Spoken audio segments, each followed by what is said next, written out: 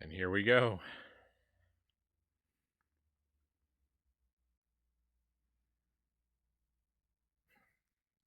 Hey, Tommy, welcome in. Splatterhouse Babies used to follow Muppet Babies every Saturday morning. I really like that. I really like that game. That was a lot of fun. Yeah, we'll play that again.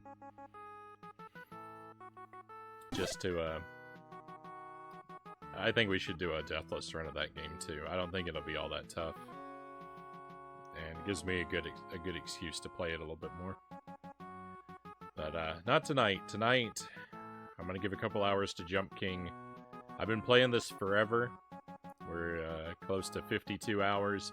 I am in no way close to making anything resembling progress. And I don't expect tonight to be much different. So, if you're a fan of Torment, come along and watch me do the same thing again and again and again for endless hours. I actually really like this game in a lot of ways. Like, I really love its simplicity. I love the art and the vibe of the game. I just can't seem to ever make any progress in it. I just spend night after night doing the same stuff on repeat.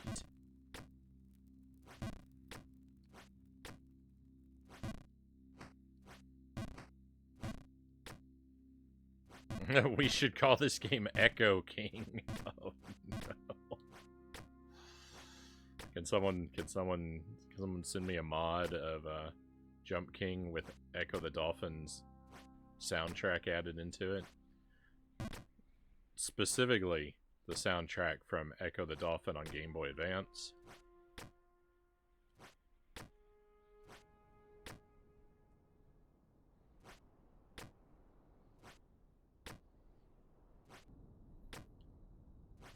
I think that's most appropriate. I'm also probably the first person to ever call a 4-second loop a soundtrack.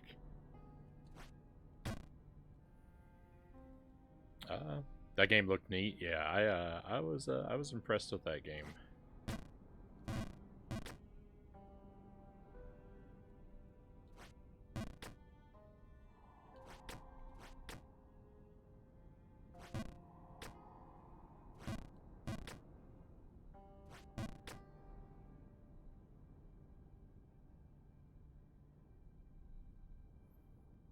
So I will point out if I get near to the furthest up I've ever been.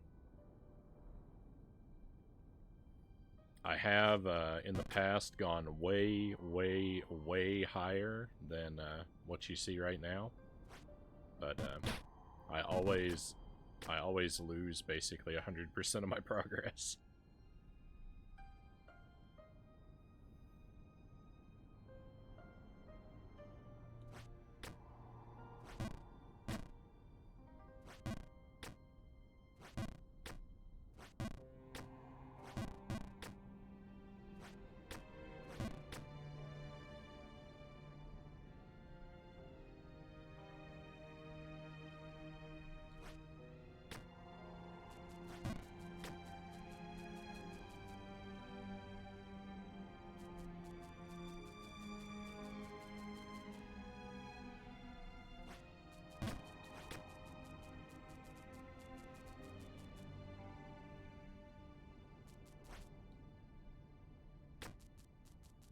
Yeah, lucky there. That I don't feel like a full power jump usually works there. I end up going too high on that slope and sliding off with too much momentum. Oh my goodness. Awesome. Alright, so far we've done nothing tonight.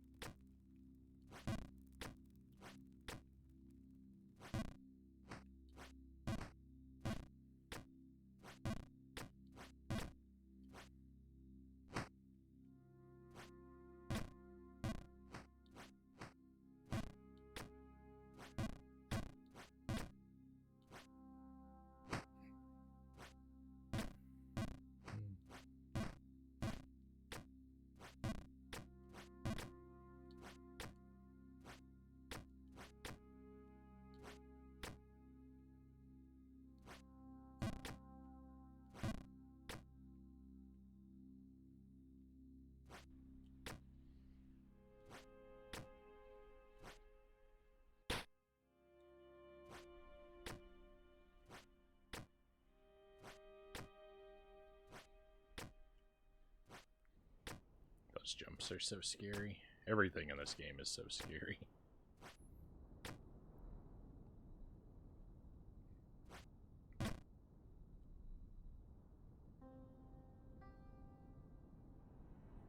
This is the scariest game I've ever played on stream.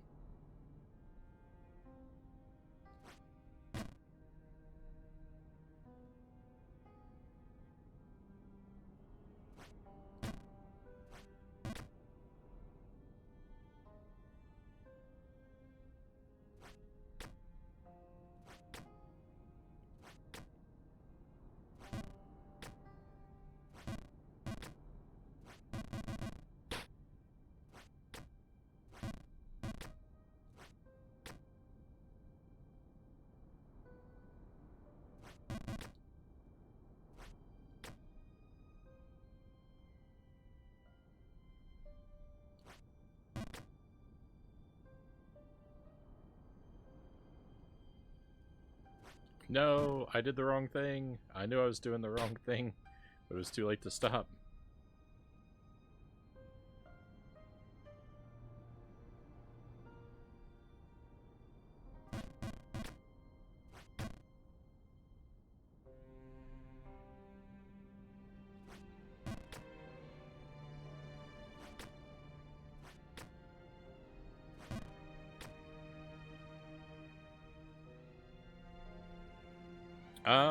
Ever consider playing some high score based retro games along the lines of Donkey Kong, Galaga, Root Beer Tapper, Puyin, etc. on stream? We've played some games like that every now and then.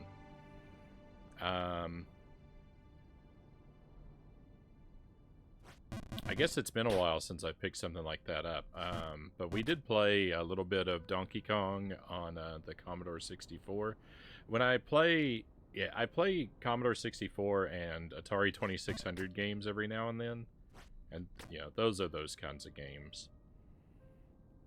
I'm less interested in high score chasing.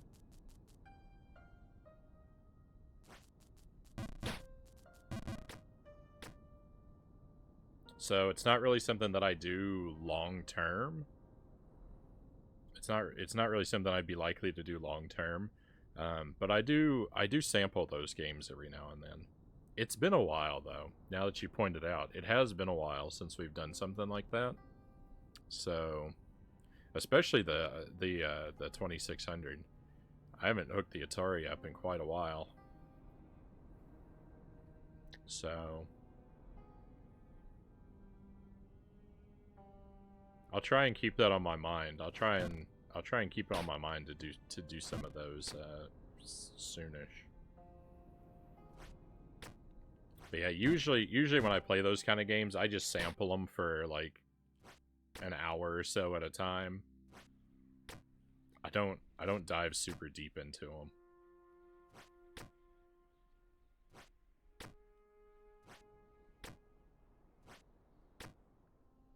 I'm short timing again, Frownie. Gotta go. Have a great rest of your stream, my friend. Hey, thank you for stopping in, Doe. Always appreciate you. Have a wonderful rest of your night.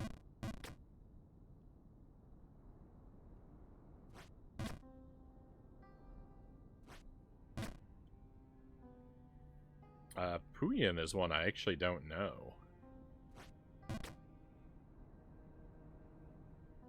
The rest of them I at least know of. I haven't played Tapper on the stream, but we played Taz on the Atari 2600, and I think it's a take on that game.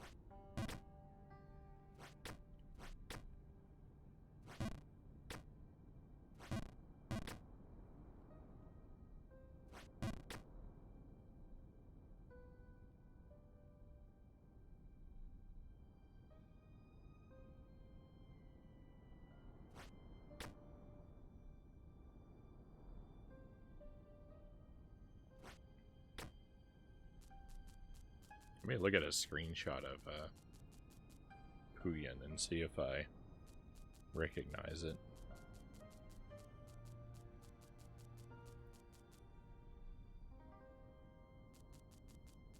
There's an Arcade Archives version of that game.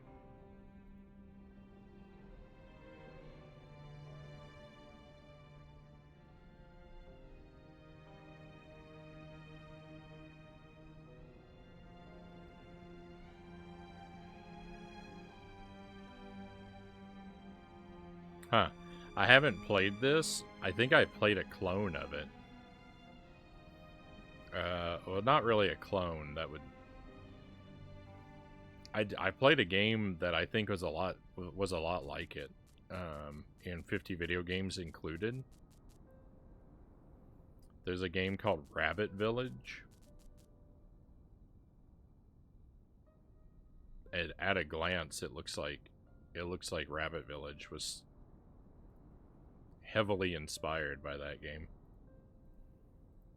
The character on the pulley system in particular.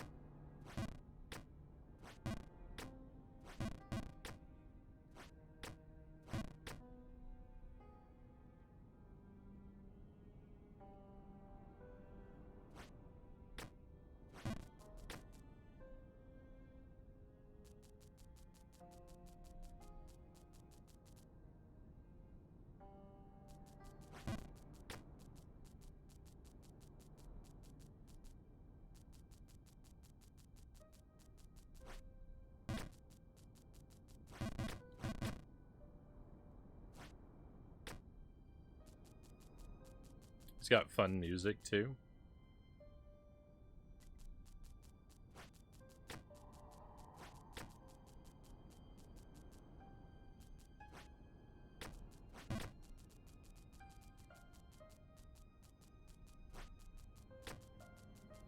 Oh, I should see. There's probably a C64 version of it, right? Maybe we'll play it on a Commodore night. It looks like, yeah, it looks like there's a Commodore version of it.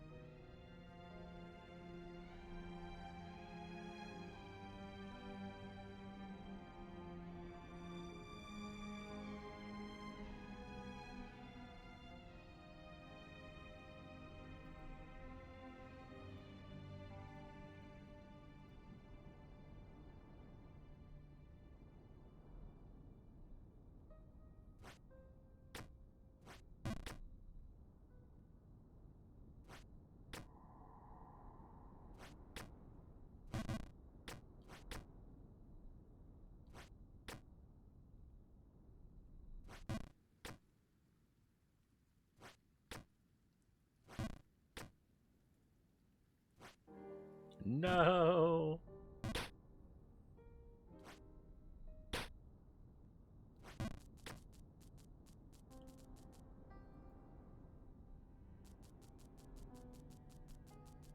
I wish more of those arcade archives would go on sale. More often. Yeah. For some of them, I feel like for what they are, the price can be a bit steep. You know, they're usually like $8, which it's not a lot of money, but for games of like this age, it's kind of a lot.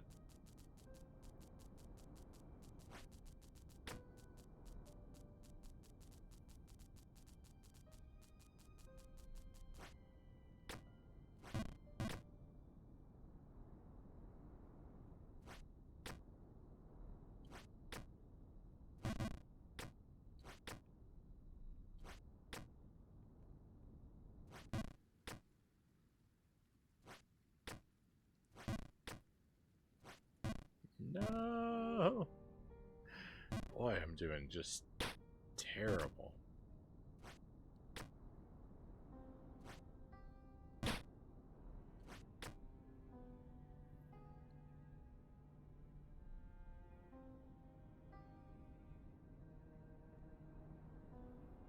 me try and have a bite of this cookie. I'm gonna maybe make a mess all over myself right now.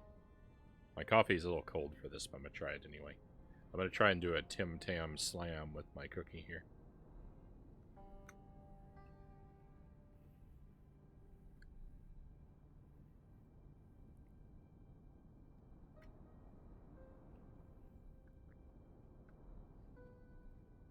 Which is to bite the ends off and try to suck my coffee through it like a straw.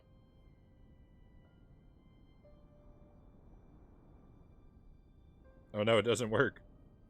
It's too porous. I can't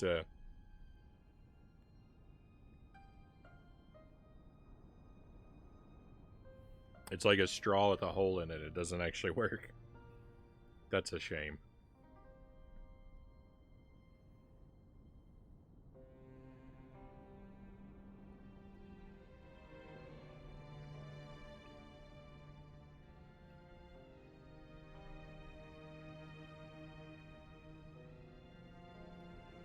It did soak up quite a bit of the coffee, though. That tasted pretty good together.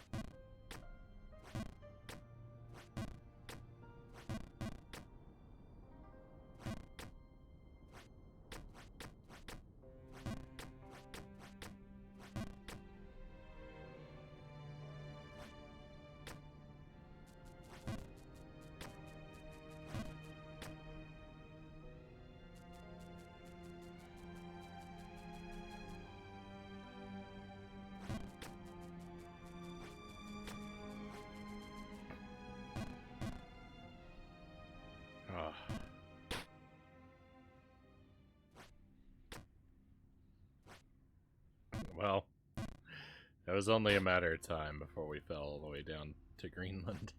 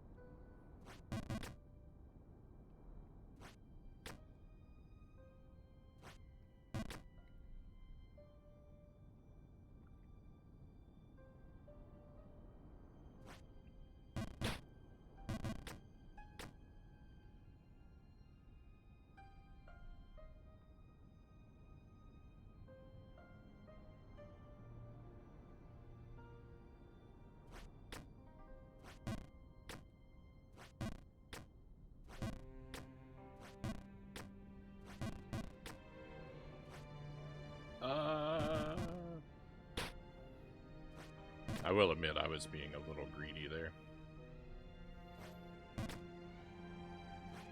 I knew the wind was changing, I just thought I could maybe be faster than it.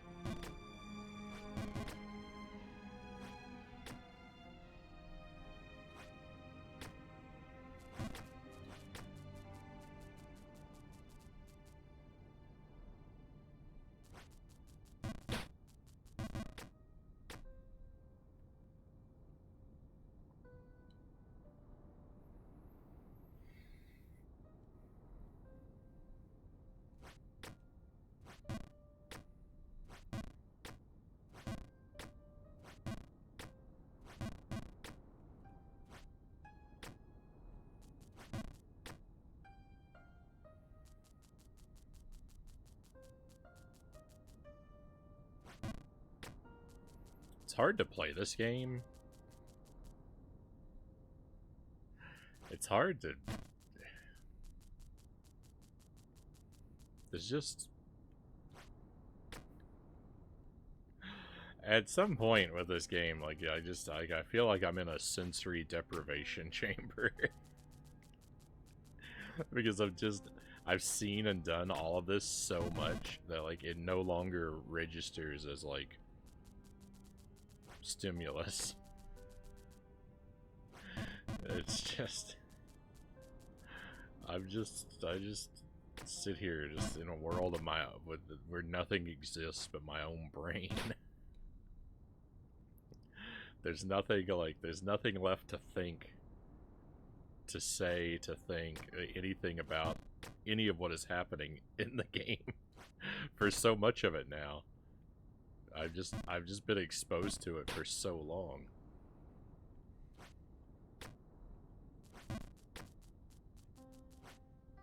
It's like trying to smell the inside of your nose, right? Like, surely, you know, like, everything that exists has a smell, right? The inside of your nose has to have a smell, but you can't smell it because you're too used to it. That's what this game is. This game is the inside of my nose.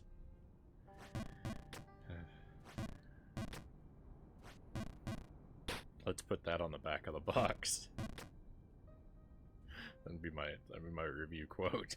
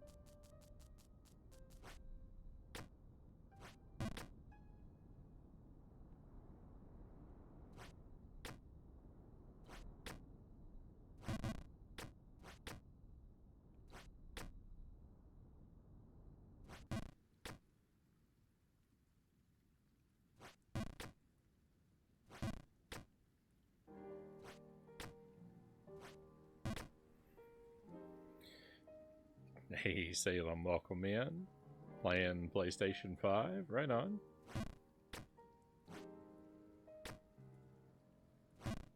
I'm a couple generations behind you yet.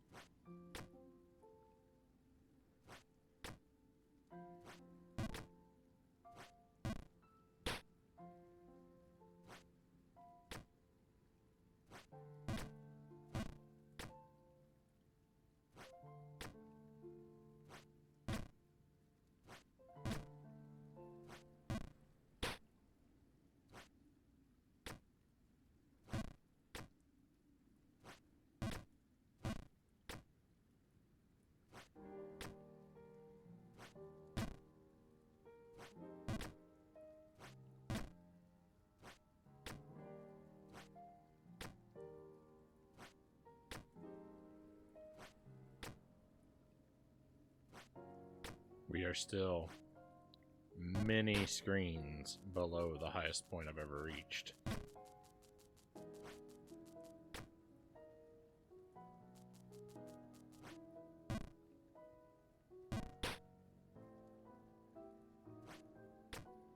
I've been up high enough to see that the rain that happens in this area ends when you get up to a certain altitude. The rain is gone.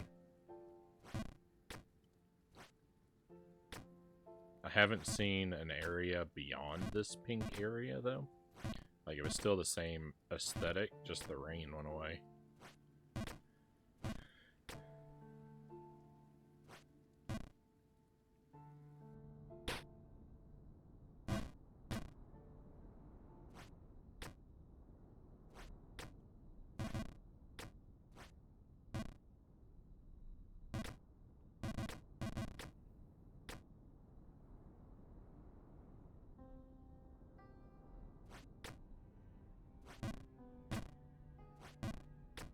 Basically never fall into that little gap right there.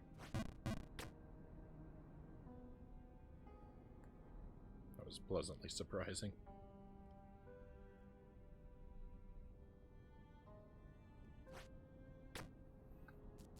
Every time I fall on a platformer, I get sad and mad. This game is definitely not for you.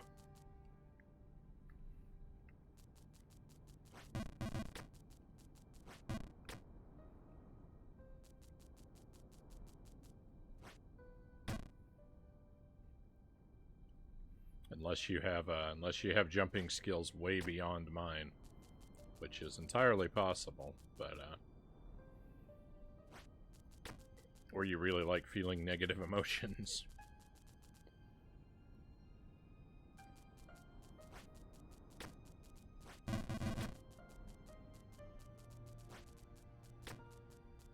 Which I must do, because this game fills me with negative emotions.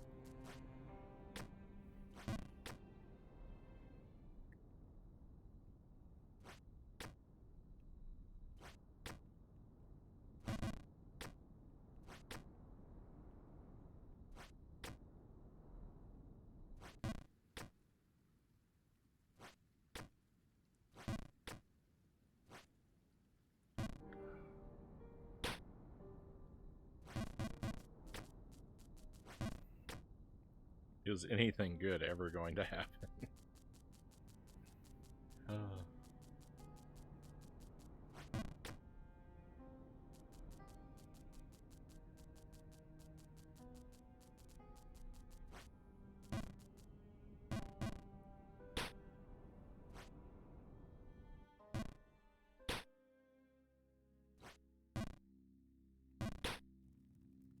Nope.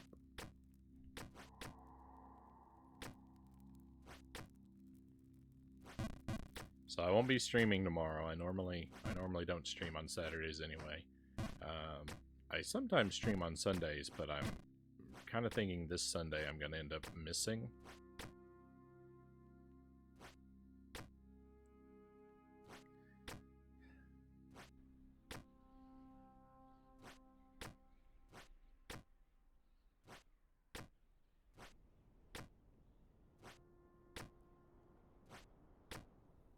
I don't know. I'll probably stream on Sunday or Monday, but probably not both days next week.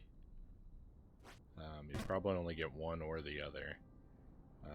And if I stream on Monday, it will probably be a pretty short stream. I have a doctor's appointment on Tuesday very early.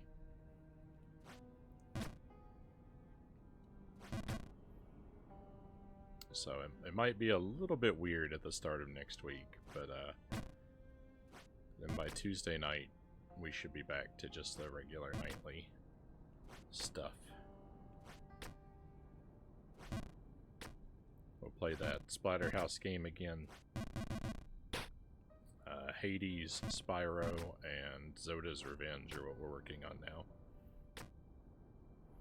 And I'm going to throw some Battletoads in there as well, probably.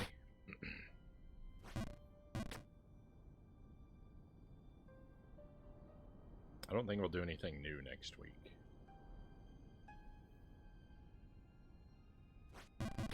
It's progress on our current projects.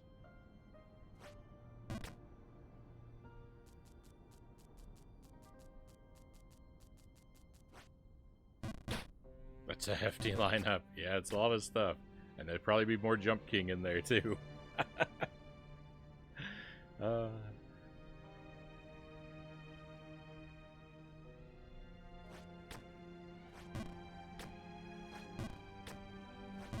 Spyro and Zoda's Revenge. I'm really enjoying both of those so far, though.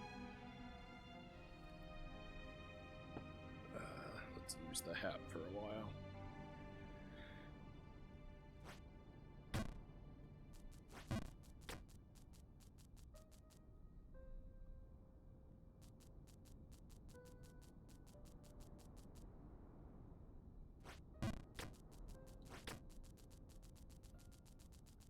Both games have been pretty delightful, pretty mild on the challenge.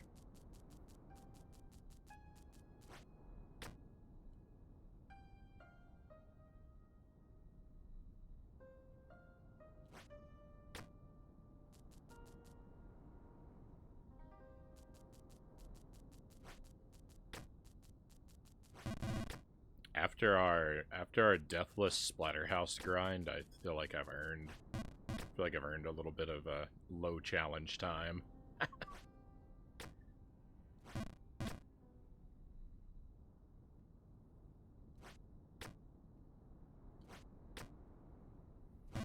Spyro is pretty relaxing in comparison to what you torture yourself with.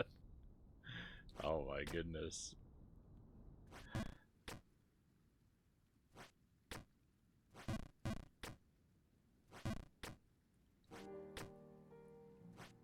There's been a lot of agony lately.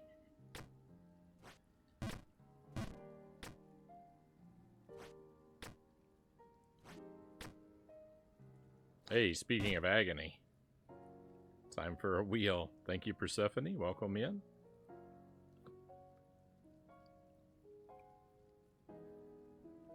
This looks like a good place to stop and enjoy a wheel.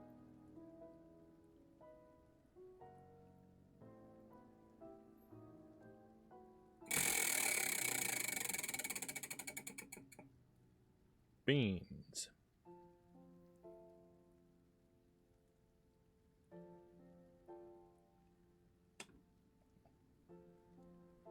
That is, I think that's the cayenne bean. Nope, that is the habanero bean.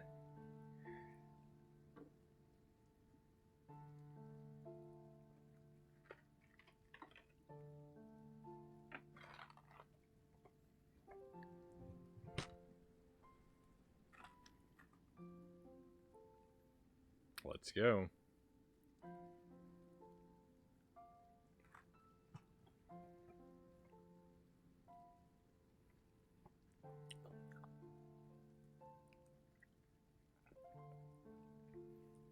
Oh, it starts right away.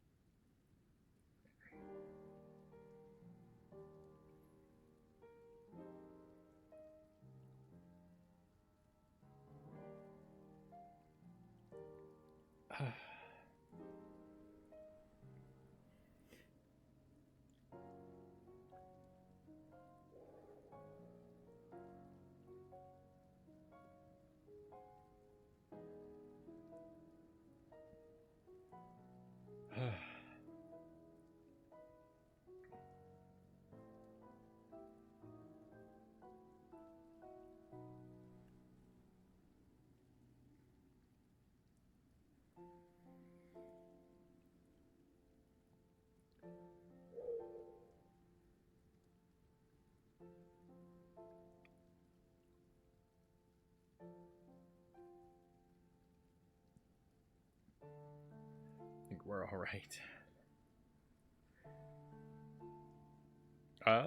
Will it bring summer early? I sure hope not, Loyal.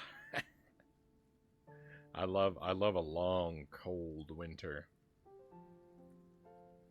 Summer can take its sweet time returning. Is there Christmas music in the background? I love it if so. No, it's I don't think it's supposed to sound like Christmas music, but it does remind me a little bit of the music from the Charlie Brown Christmas. Especially the first like 2 bars that play when you come into this area.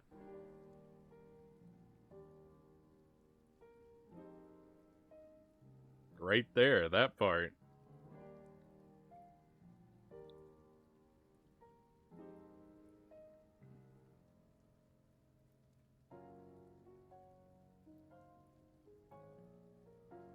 That's exactly what I was thinking of, Shadow says. Yeah. Yeah, it reminds me of the Charlie Brown Christmas music, so there is a Christmas vibe about it.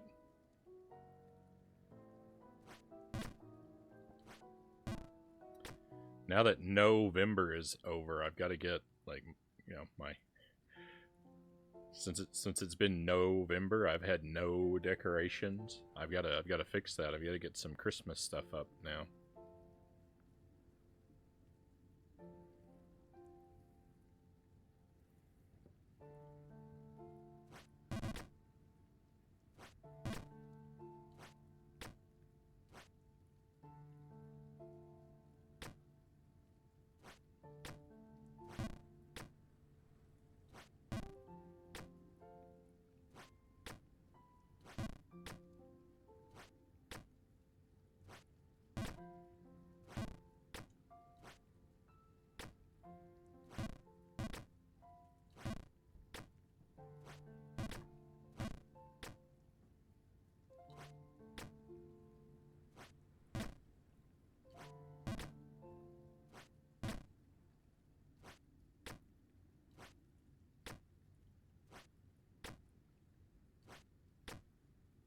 I got real lucky there. No! I keep overshooting that one.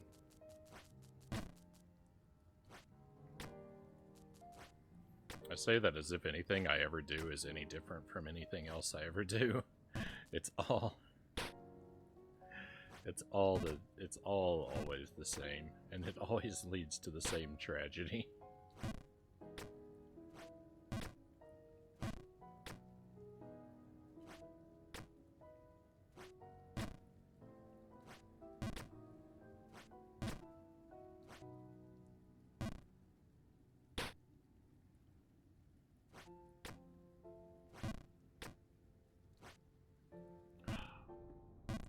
I hate that block right there. I hate that one block so much. Look at how far it sends me back.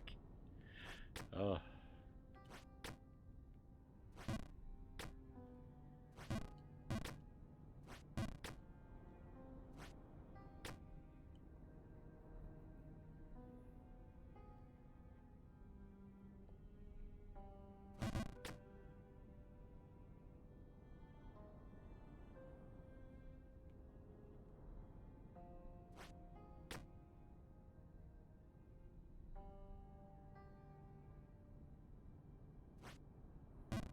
The wind is the worst obstacle because it's tedious.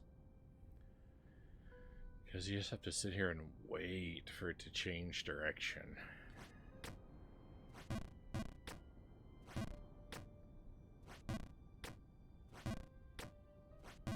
I think I prefer ice physics to wind physics.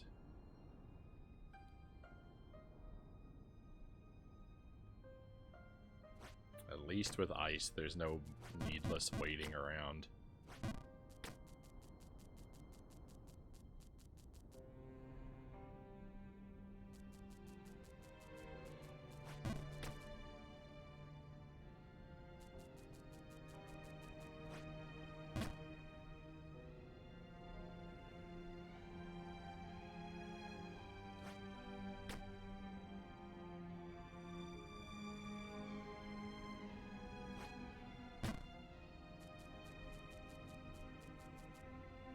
Do I prefer ice plus wind physics or wind plus ice physics?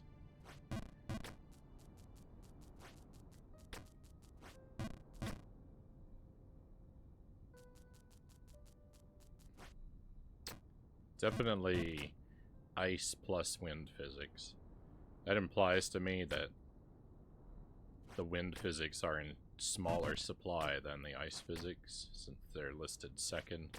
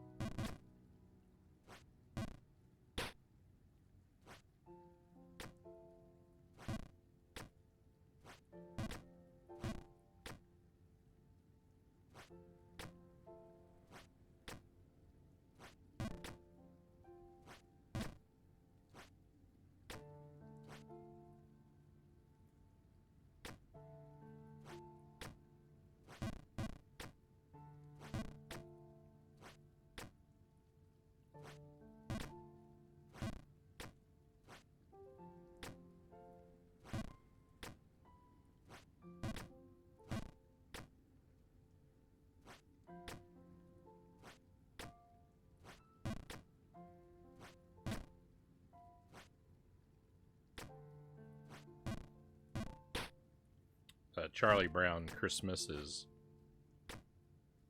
nostalgic for me, as it is for a lot of people, because I grew up watching it, but also because I actually played the role of Charlie Brown in my high school theater production of the Charlie Brown Christmas. So when this music reminds me of that music, kind of takes me back a little bit.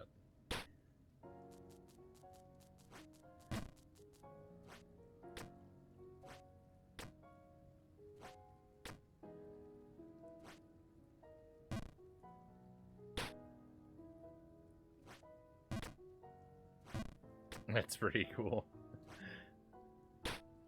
It was a good time. I didn't do a ton of theater in high school, but I did a couple productions. We did that. I was also Frank Butler in Annie Get Your Gun.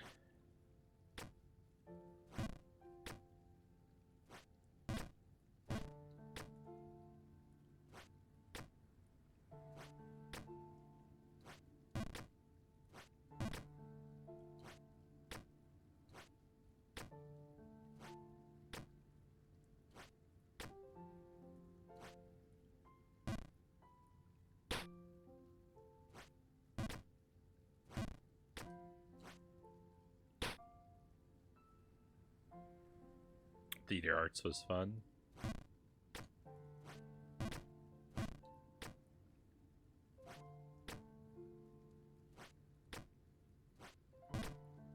When I was in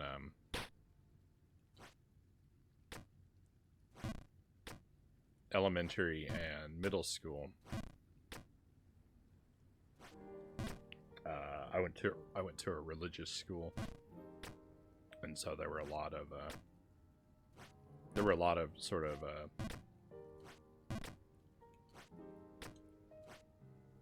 theater productions that the school did around the various holidays. The big one being the annual Christmas pageant.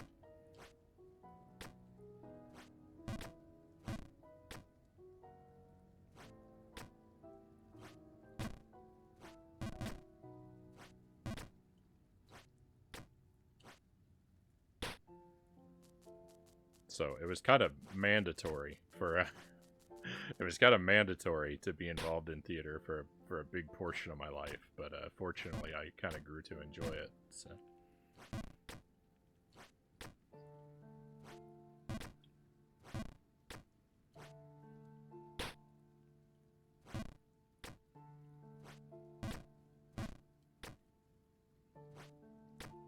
It worked out for the best for me.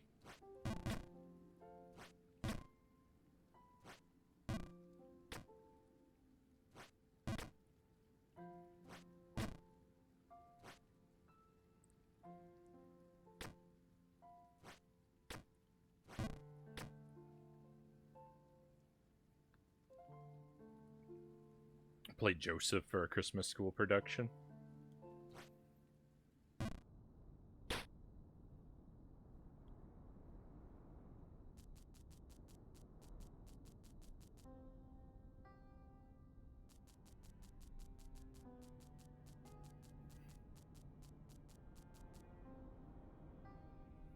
The Christmas pageants that we did were... They weren't often... Well, see, the thing is, like, it was a small school, and for the Christmas pageants, they were kind of like, you know, like they were like a musical play, but the cast of actors were only the 8th grade class, which was the oldest kids in the school. And then the rest of the school were choir. So I don't remember, like, I don't remember a lot of the story content of a lot of the Christmas pageants. Because I wasn't directly involved with it. Like, I was, you know, I was only part of the choir doing the songs. But typically the plays weren't like, they weren't like direct like Bible story retellings. They were like modern day stories, like just sort of thematically connected to the holidays.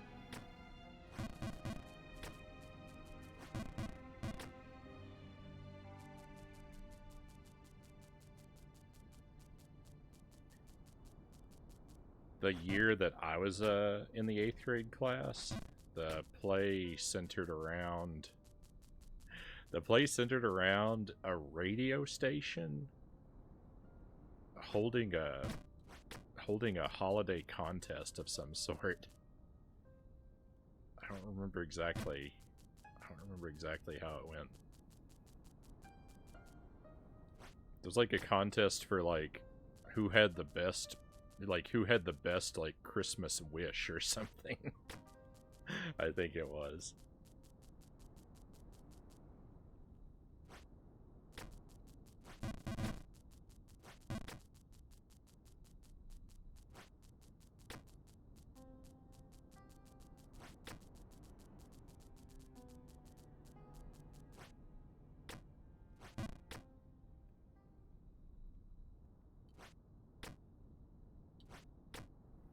The thing that I remember most vividly about the story was one of the contestants in the story was this like stereotypical nerdy type character whose Christmas wish was for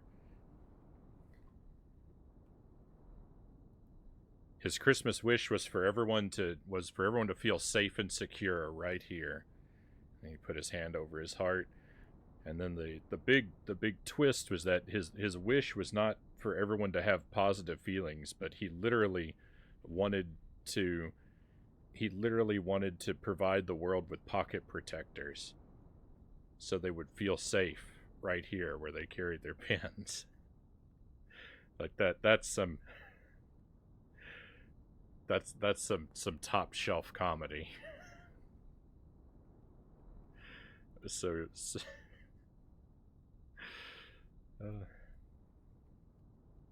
And when we did that play, I didn't even know what a pocket protector was. I'd never even heard of one.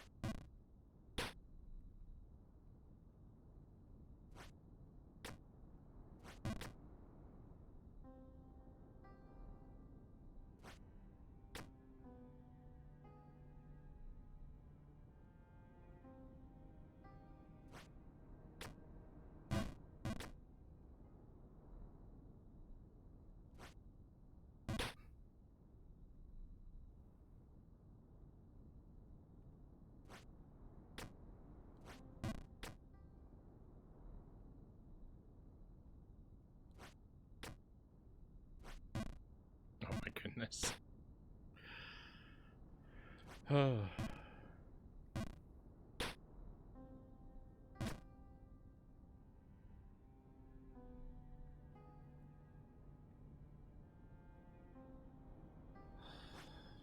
I can't.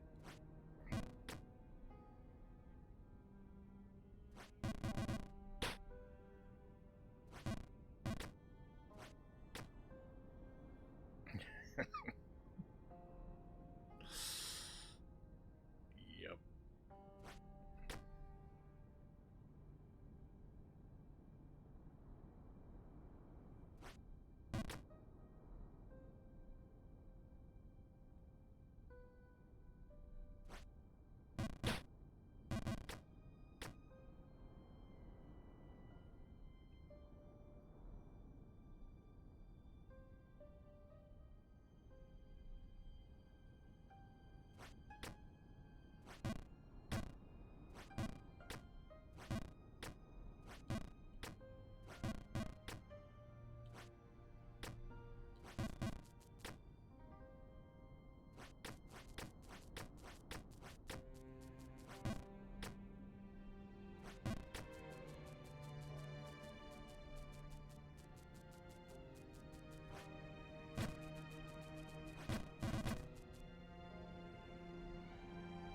How have I gotten? It's hard to, I mean, there's no real way to, like, quantify it, right? Because I don't, like, count the screens. I've made it, the pink area up above, I've made, like, that, I've made it pretty high up into that area before. I've never seen anything above that. But I've made it high enough into that area that it stopped raining. So, like, at least something changed. But I haven't seen anything above that spot.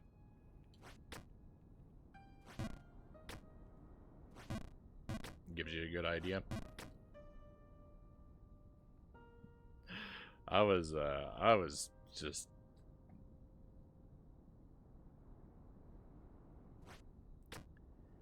I don't know. I don't know. I don't...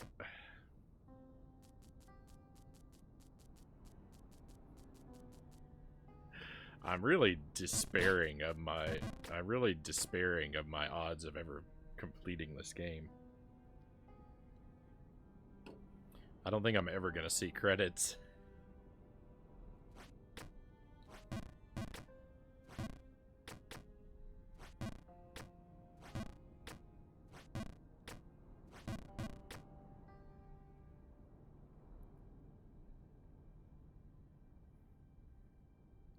I just don't, I don't have good nights with this game anymore. I don't make progress. It's devastating.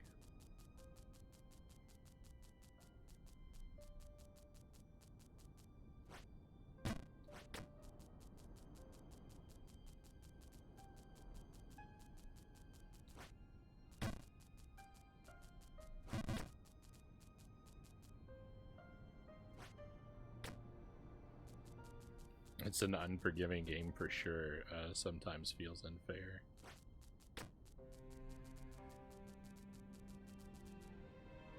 Sometimes it feels unfair. And the other times it just flat out is unfair. This is a strange side quest in Splatterhouse, Lil says.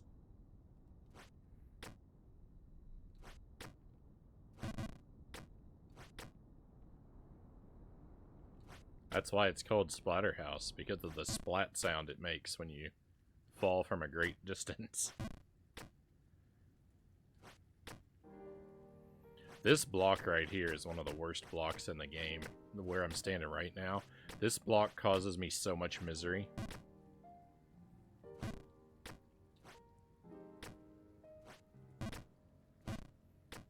For one, it's super easy to overshoot. And when you do, you fall completely out of this area. And for two, when you fall from above, it's it's positioned to knock you out of this area. It's got that little slope so that it won't catch you if you fall onto it.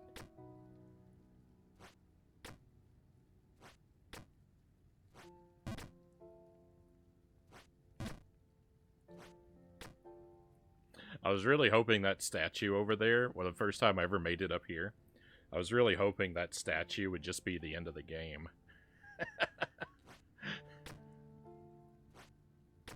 that statue would be the babe at the top that the game was talking about, and I was like, that's excellent. Perfect troll. Let that be the end, please. I played long enough. Credits.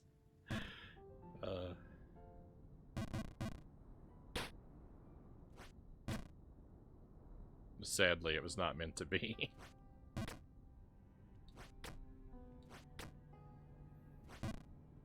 Hey, Tuesday, welcome in. Thank you for the pistachios. I believe in you, Frownie. You'll beat this game, Shadow says. I would like to not let you down. I've had extreme doubts the last couple times I've played. I really have begun to think that I'm probably going to give this game up someday.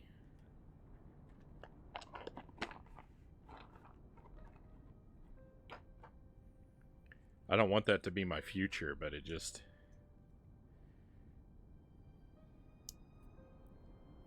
it's rough.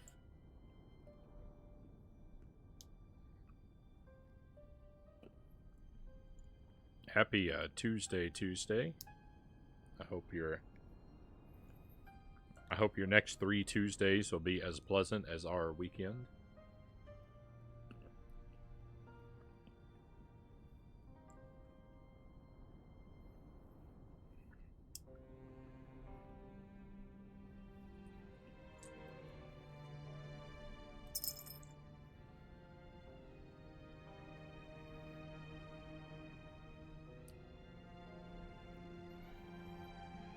What'd you have for dinner? I had chicken fried rice, Loyal.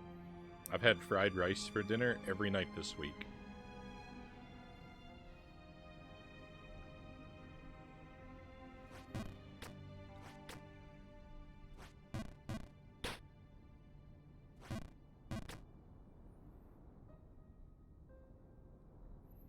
I'm gonna have something different tomorrow, though. I'm gonna make spaghetti tomorrow.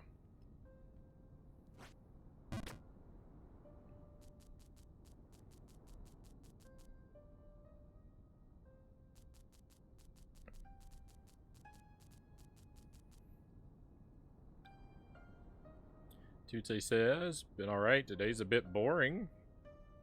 Playing Pokemon Emerald. Trying to get Pokemons with good natures. Game is currently running at 400 speed and it's still taking too long. Oh my. I don't even know. I've never played a...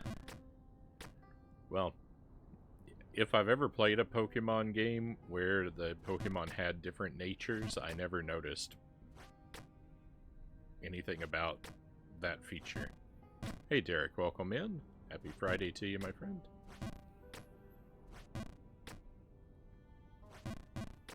How do we ever do it as kids at normal speed? Loyal asks.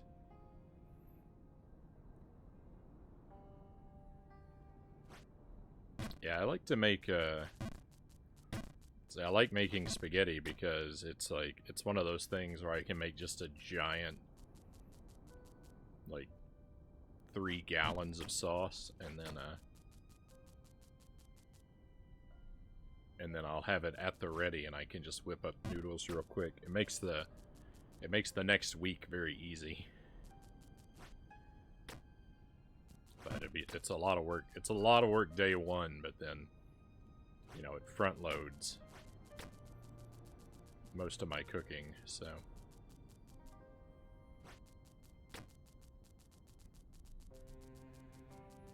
I'm a big fan of meals that do that. That's why I like making chili.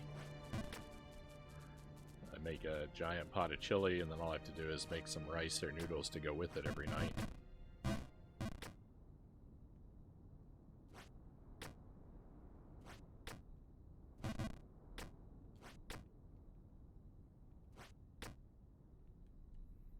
That's why I have a lot of fried rice for dinner, because it's simple and cheap, and I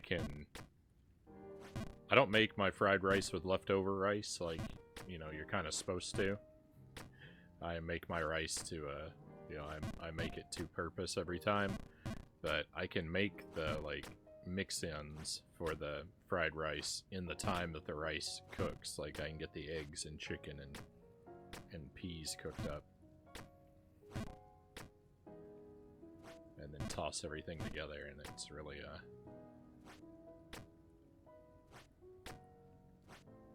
quite quick.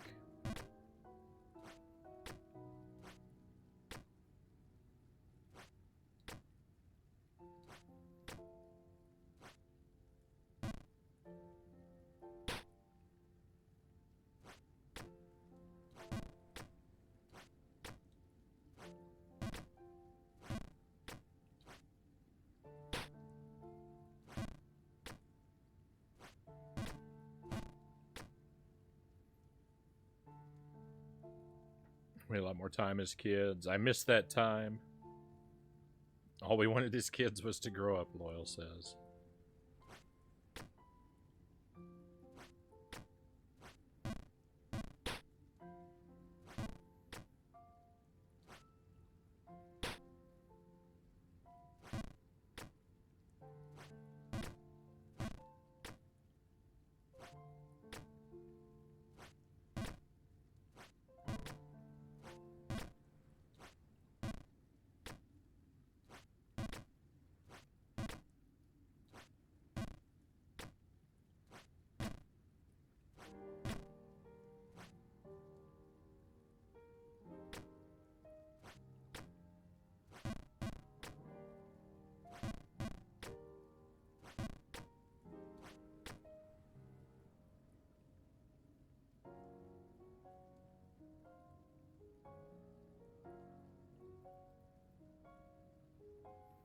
Not gonna lie, Tuesday says, one of the biggest things I miss from childhood is the mystery of things.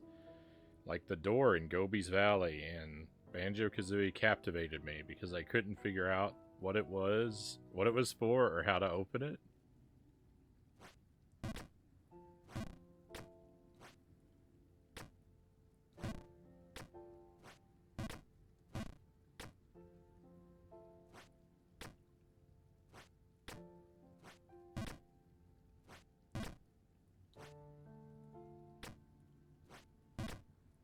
There's something to be said for, like, the era, the times when you can't really figure something out and, like, didn't have access to a way to figure it out. Trying to think of a good example of that for me, but...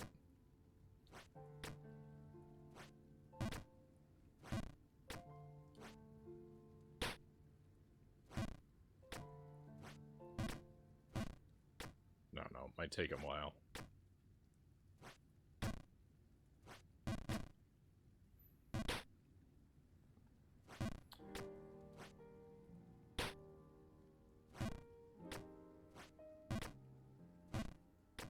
A lot of magic is gone with the internet, Shadow says.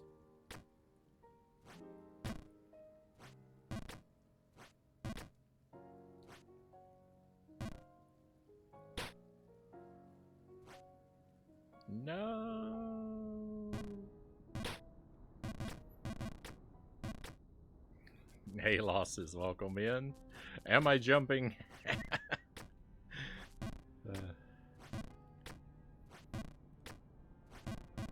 I feel like I'm doing a lot more falling. No progress tonight with Jump King. It's I've mostly been stuck in this wind area. I haven't fallen all the way back down to the ice really just yet. I haven't made it up anywhere significantly above. I've pretty much just been in this wind zone all night so far.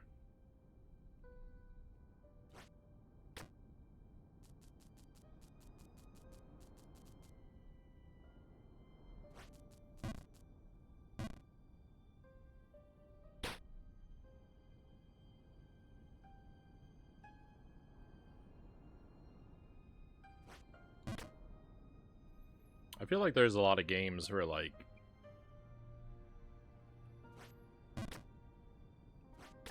I would misinterpret what sprites were supposed to be as a kid, and really have no way of, like, knowing I was wrong about it.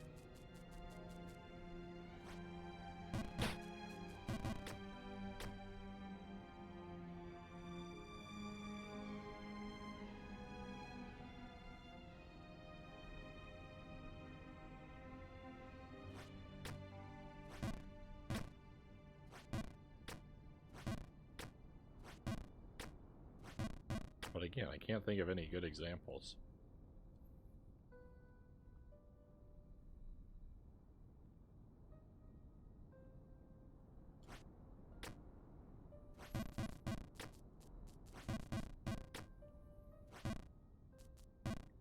My boss at one of my old jobs told me that he thought that Lakitu from Mario Brothers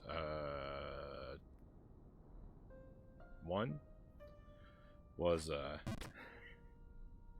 he didn't understand Lakitu as a character riding around in a cloud. He thought that the cloud was the face, and that Lakitu's body was a hairdo on top. And so Lakitu in its totality was a flying head with like a wild, like, beehive type of hairstyle.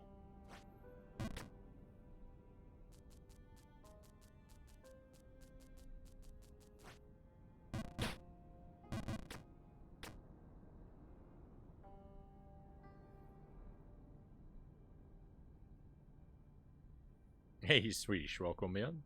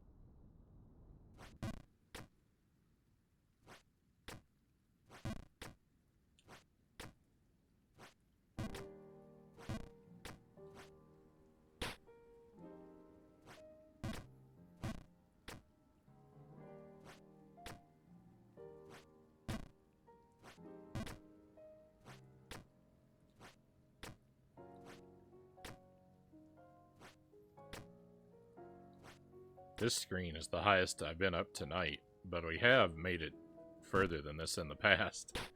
I can't get above that screen tonight, it seems. I've been up there 5 or 6 times.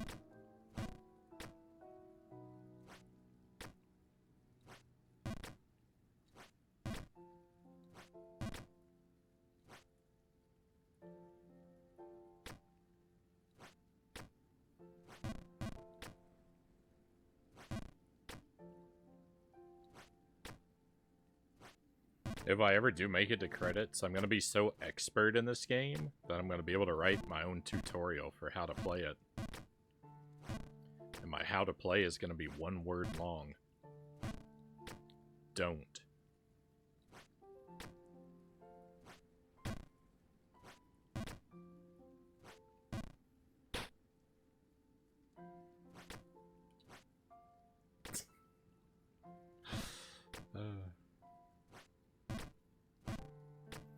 worst part about the pink level is that the wind level is below it.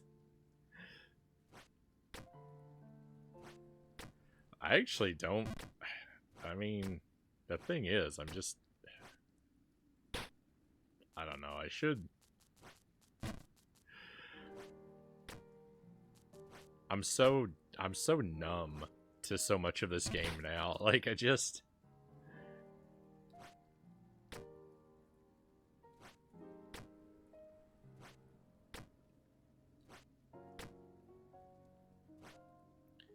As much as it hurts to fall, it's just... It's so completely expected that... I don't know. I don't really feel sharp swells of pain anymore. It's just a dull, continuous pain.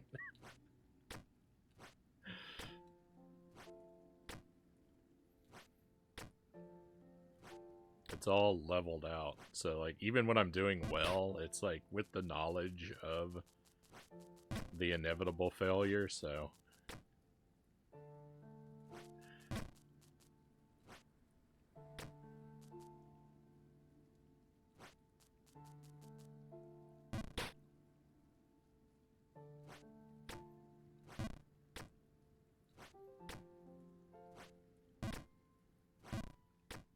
That's not a bad tutorial.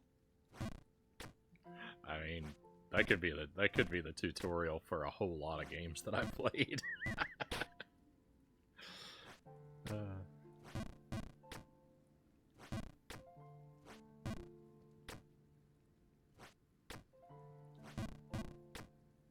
This is the longest I've spent on a game of this type. Like,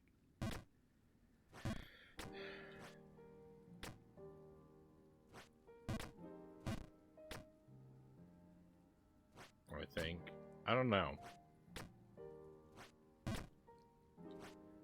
Like,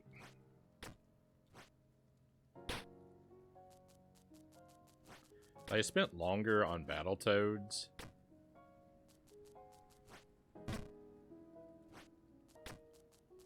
But there was a lot more variety to what I was doing. Like, I wouldn't really consider repeating levels in Battletoads to be quite the same as repeating jumps in this. Oh, wait, that was wrong. Yeah. No!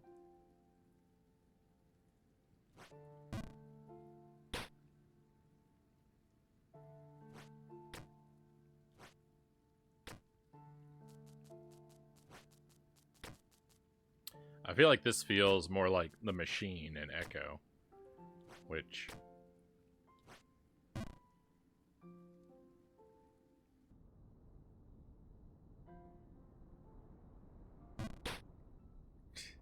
I've already spent 3 times as much... I've already spent 3 times as many hours in this as I did either time I beat Echo in The Machine.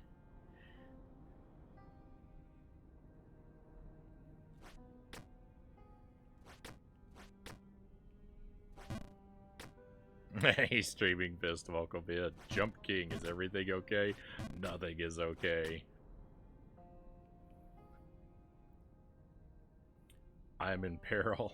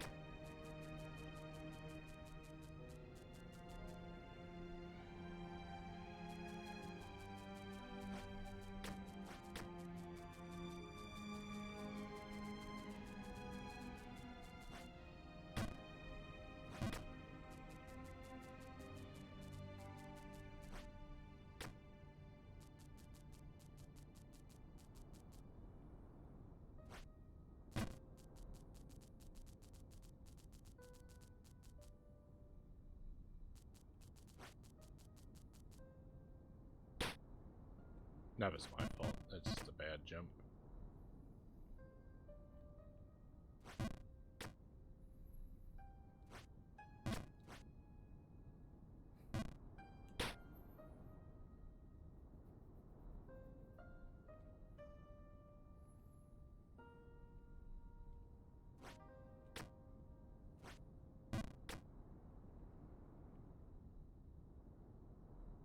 This is very somber music. I like it. It's a very lonely game. Jump King. It's a lot like Dark Souls or Portal or Castlevania 64. It's got a very quiet, empty atmosphere.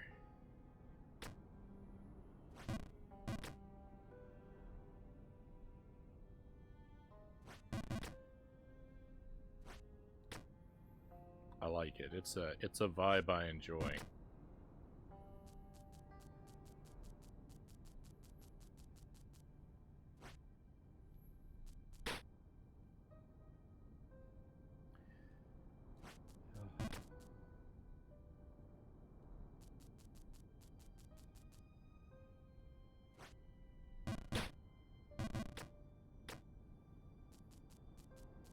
Was there even one positive NPC interaction? Yeah, good question.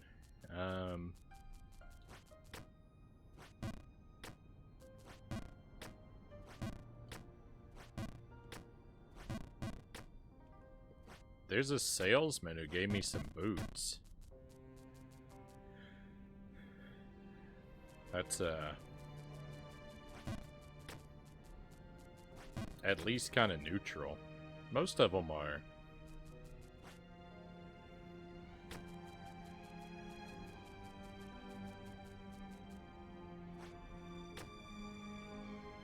A lot of them are just kind of neutral. Some of them are aggressively pessimistic toward you, though.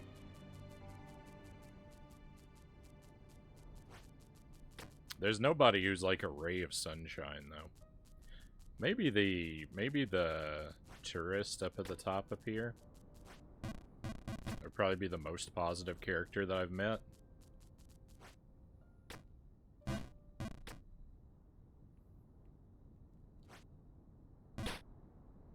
Those are fake Jordans. You got scammed.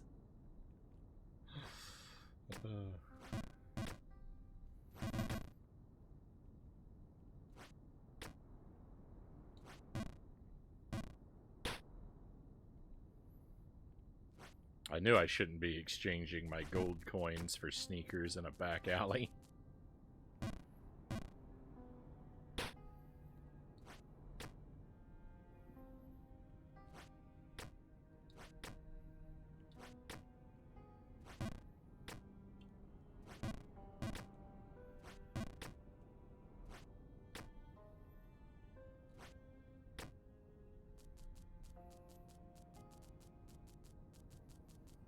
There's someone else who wants to sell me another pair of boots, but I don't have the cash.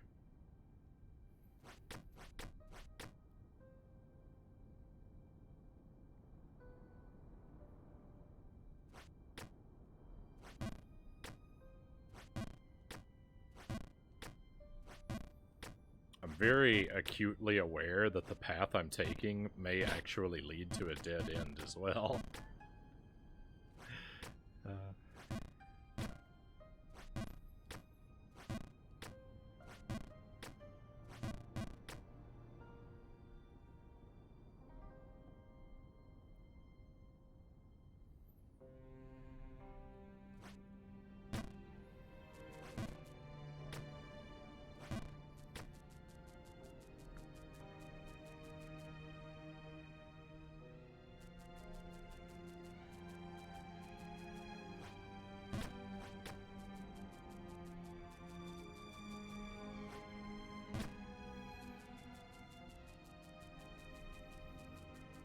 Thank you for the hydrate, Shadow. We'll take care of that in just a moment.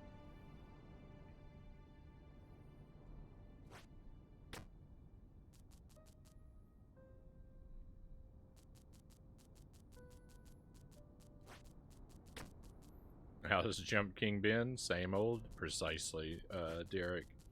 There's been nothing good, really.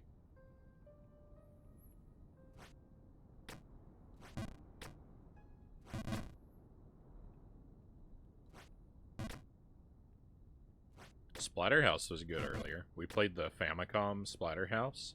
Now I'll hydrate.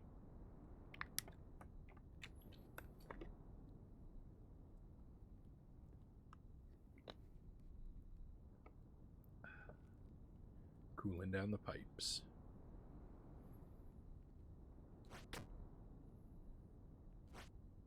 No.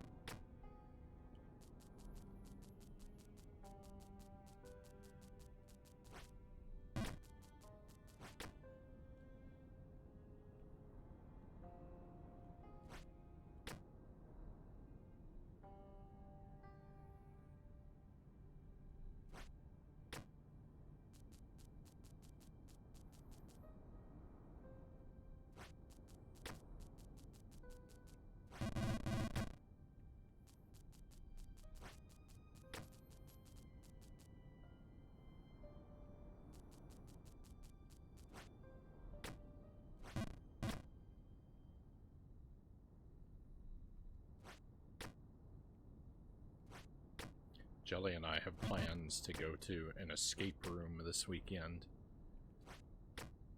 So, wish us luck. It's just gonna be the two of us. We've done one of them before. We did solve it, but we did need a little bit of help and some extra time. So, it wasn't a stunning victory, but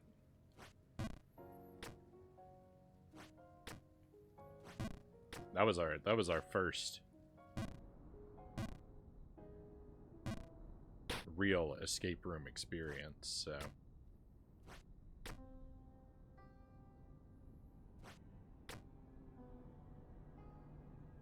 this time we'll be a little better prepared.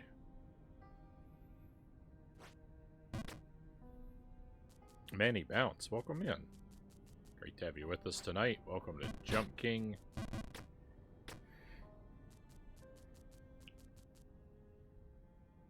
Hope you are well. Sounds like a lot of fun. Good luck. Thank you, Shadow.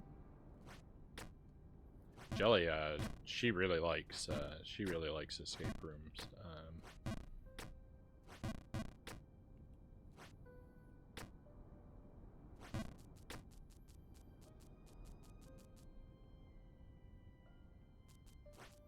There's a lot of pretty terrible escape room shovelware on the Switch, and so we've played through quite a few of those.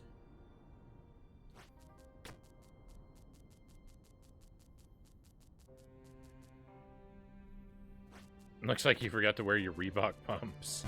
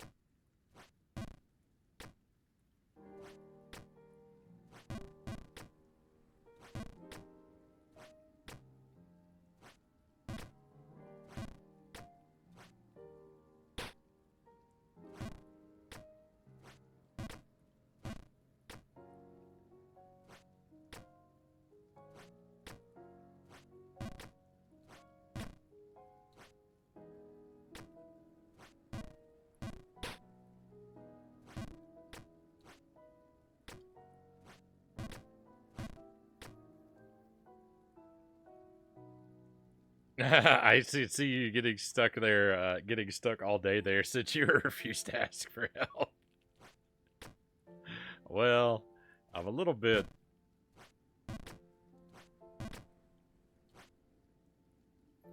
I'm a little bit more open to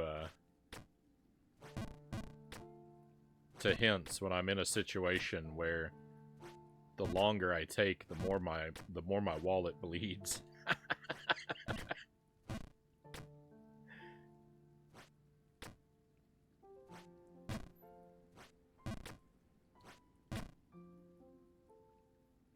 Is this a Steam game?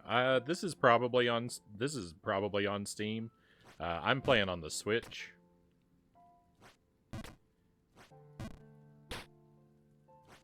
I imagine this is on on pretty much everything with a digital shop, though.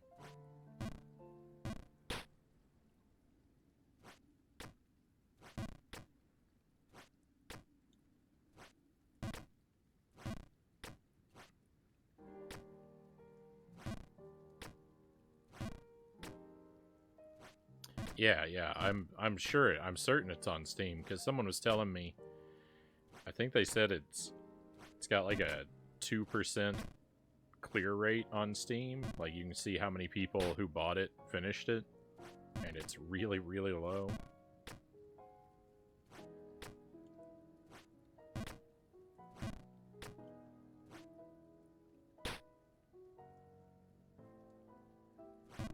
Yeah, with the escape rooms, you get like an hour to solve it at base. You could pay more for extra time.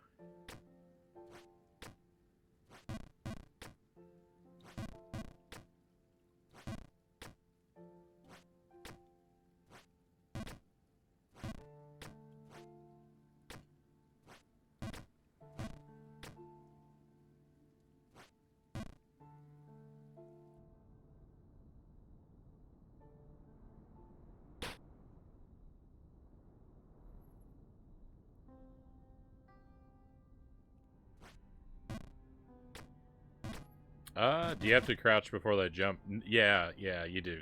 There's only...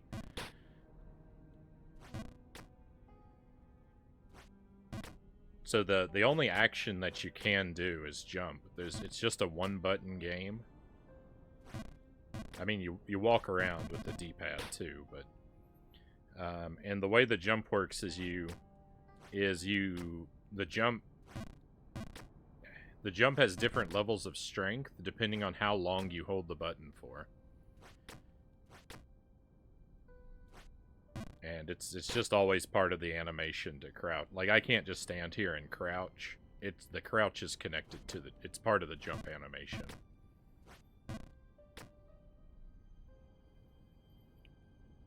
And you can jump straight up or in a left or right arc, and the arcs are like fixed. It's different depending on like the power you put behind it, but you can't influence your movement when you're in the air.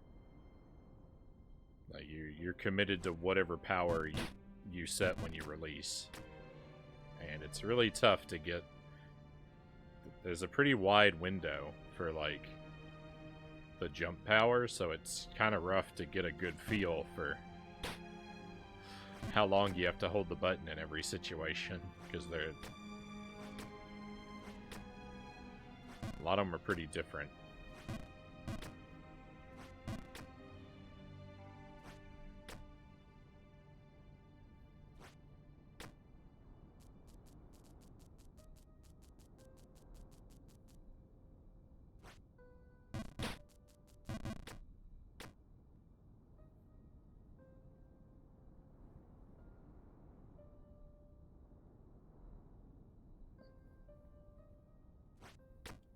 This is a trolley rage game. It's all about,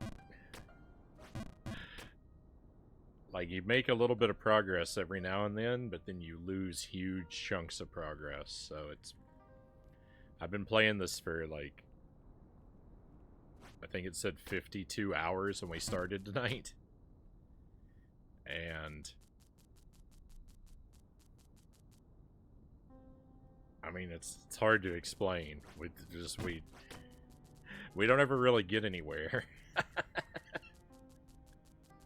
It's a very long time to have made virtually no progress.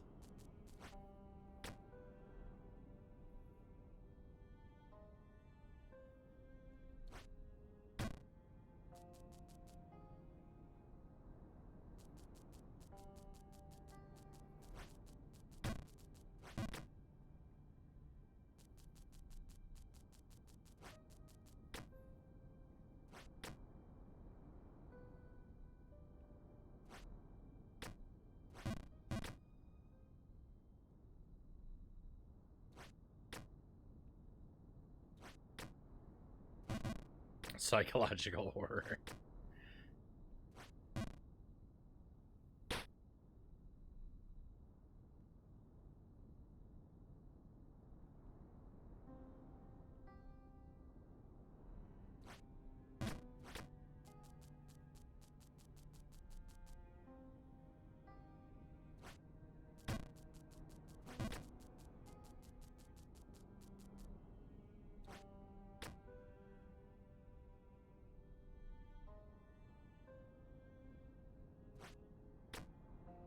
It is. I mean, I did say it's the scariest thing I've ever played on stream.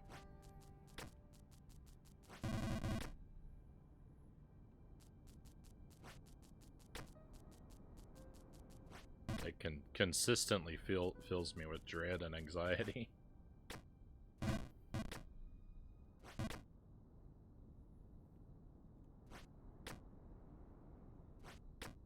And I'm scared of every game I play on stream.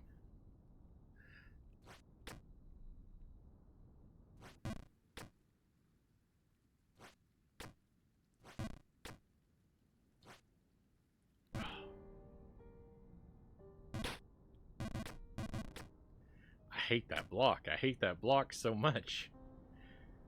It's so difficult to land on. It's so costly when I don't.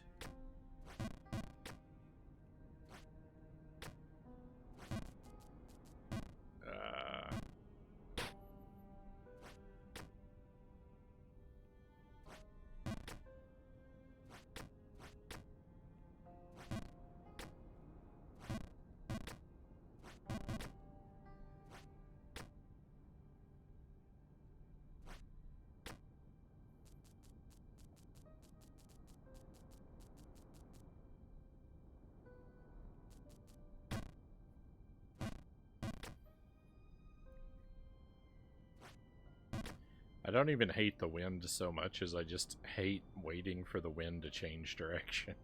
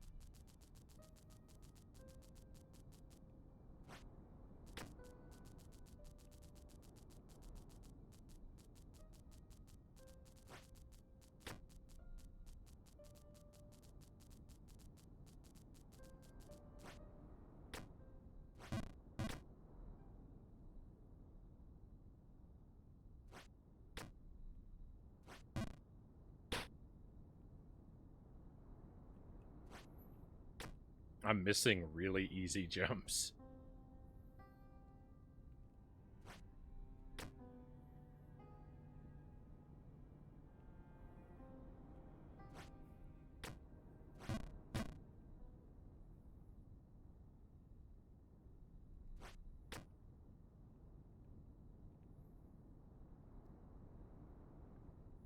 Well, The jumps up above in the pink area, like, I know I miss those all the time, but like this jump right here is a really easy jump. I don't know why I would ever miss it. And this one right here, and I missed both of them a lot tonight.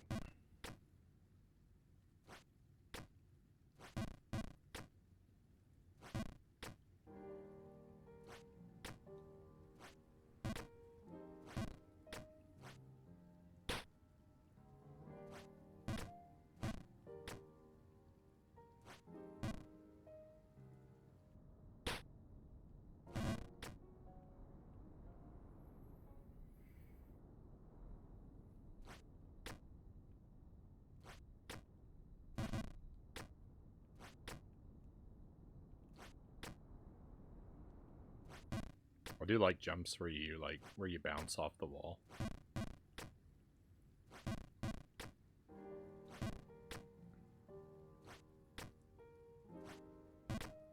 They're very satisfying a lot of times.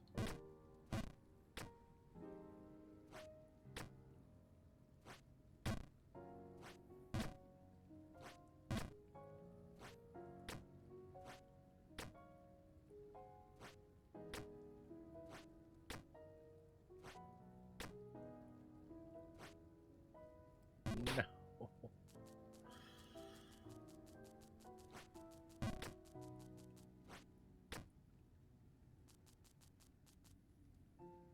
Any moment now. Aha. No, wait. That's not it. Any time now, though. I have no idea what this person's talking about.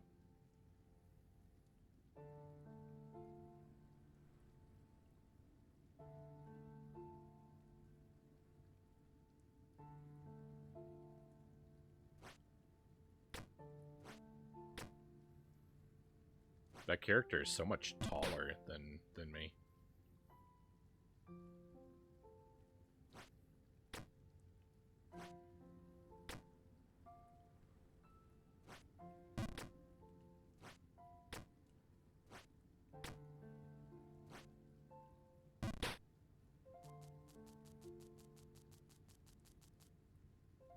Oh, I think I found something new.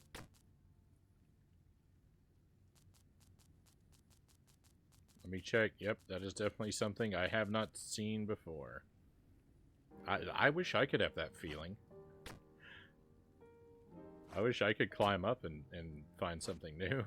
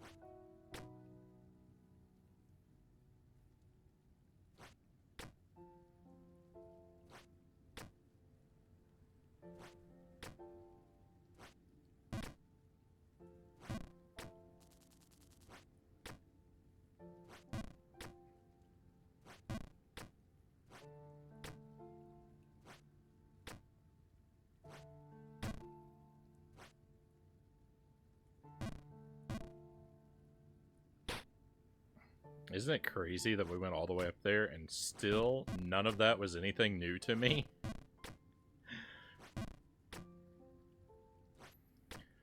Like, if you've been here a while, think of how far you've seen me come up just to get here. And then we went all that way up even higher, and it's still nothing I haven't seen before. Like, that's how much progress you lose all the time in this game. That's why I'm at more than 50 hours in this.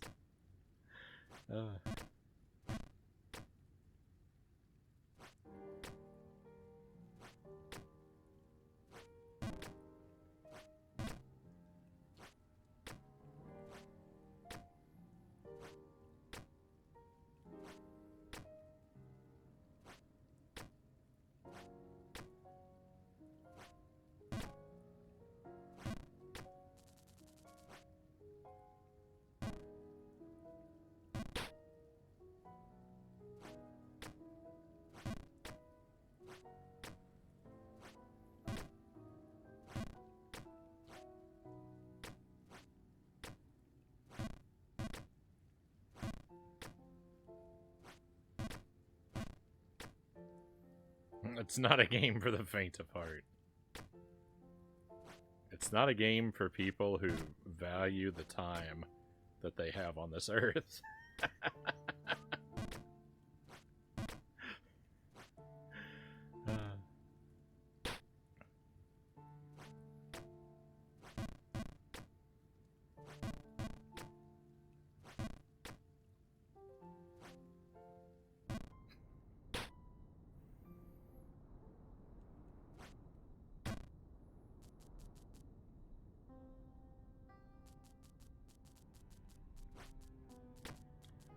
Oh my goodness.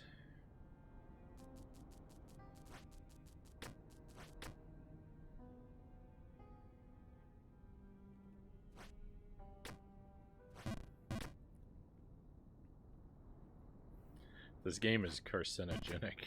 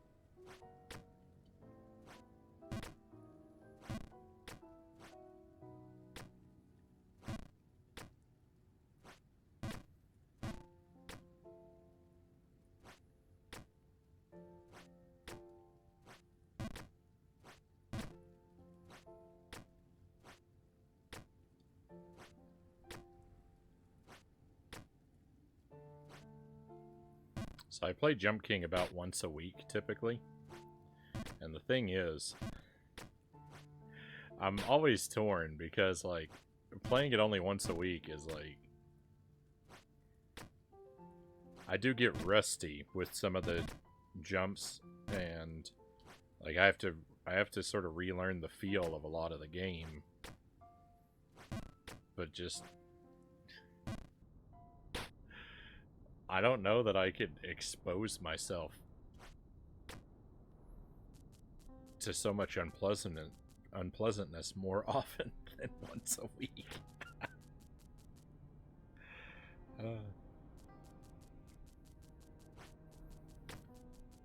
If I played it like every night or every other night, I wouldn't. Theoretically, I would not have to redevelop a feel for as many of the jumps, because I would be repeating the same jumps regardless.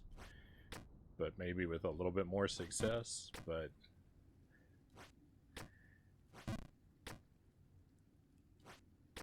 I'm just worried if I played it that often, I would have, like, kidney failure or something.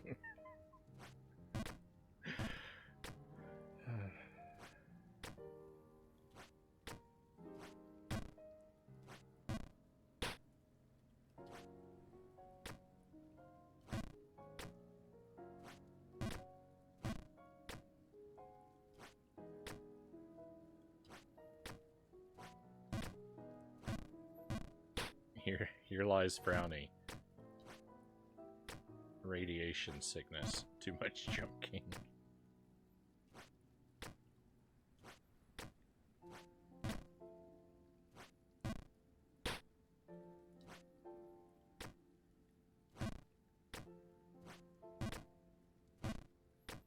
I think if you played it more often, you probably would have finished it. I don't know.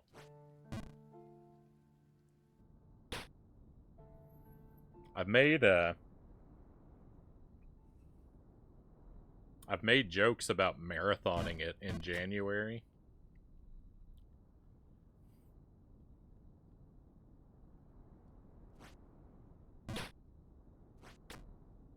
Hey, Baron Metz, thank you for the snack and the stretch break.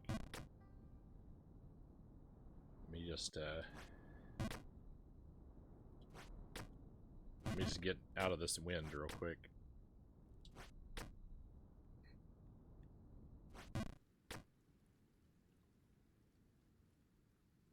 Something to dull the pain.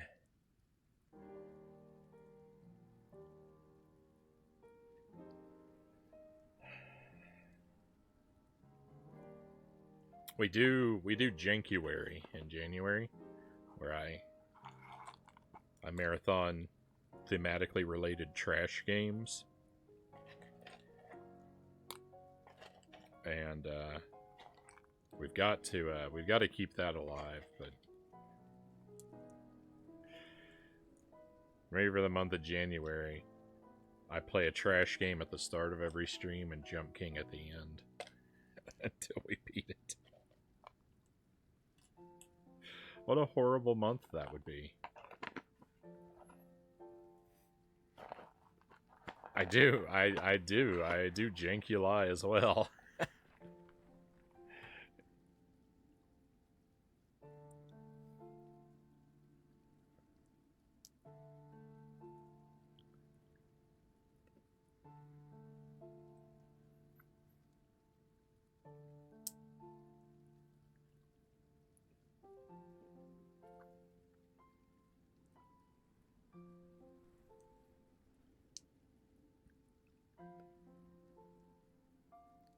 Accept trash timber. I like that.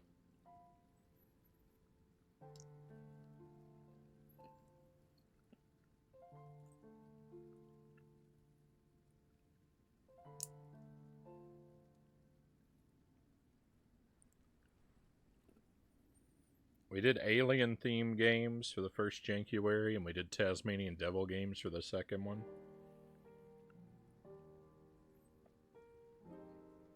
For the first Jankuli, we did Scooby-Doo and Powerpuff Girls games, and that was too much because Jankuli lasted for 3 months. And the second one we did horse games and Echo.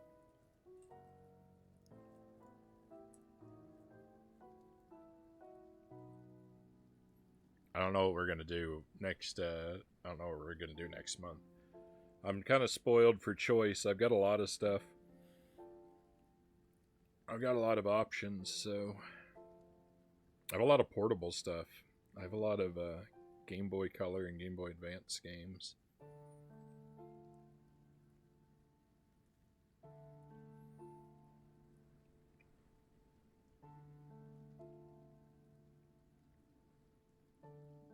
Yeah, we did the Barbie horse game too, yeah. Blue Ribbon Races on the... I did the Game Boy Advance one.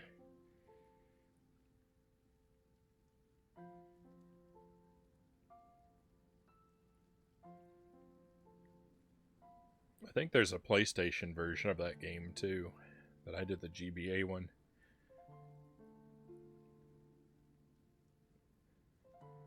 It wasn't the worst horse game I've played.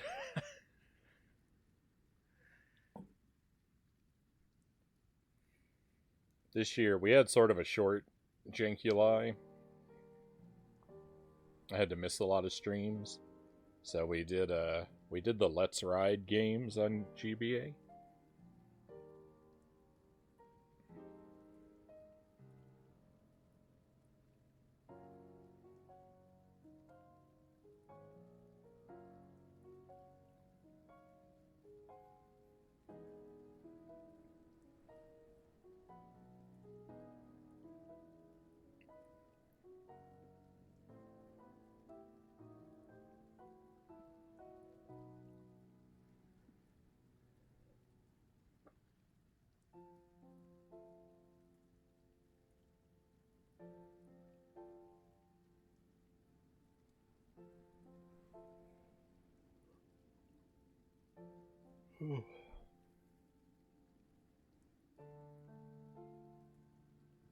I don't remember if I did the stretch or not.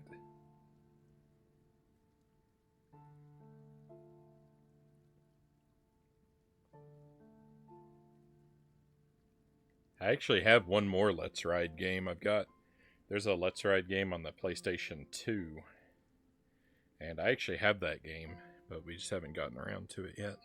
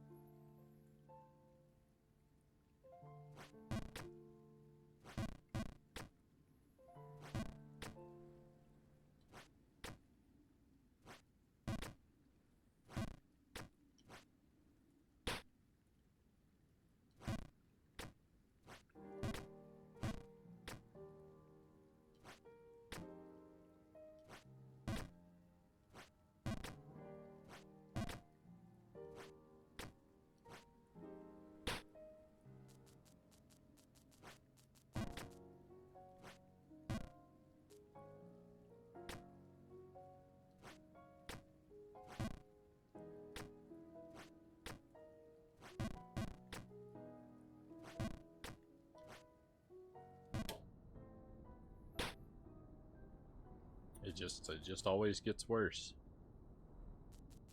No matter how bad you think it is, it always gets worse.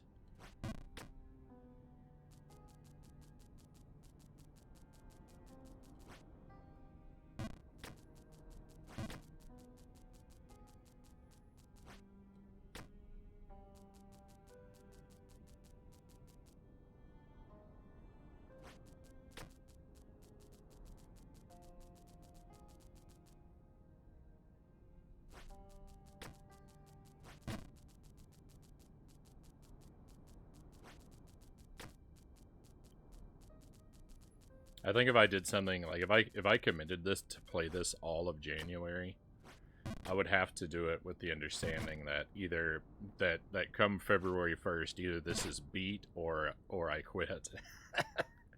If I played this every night in January, it would have to be with the understanding that if I didn't make it by the end of the month, it was just over. If I sink that much into it and still couldn't beat it.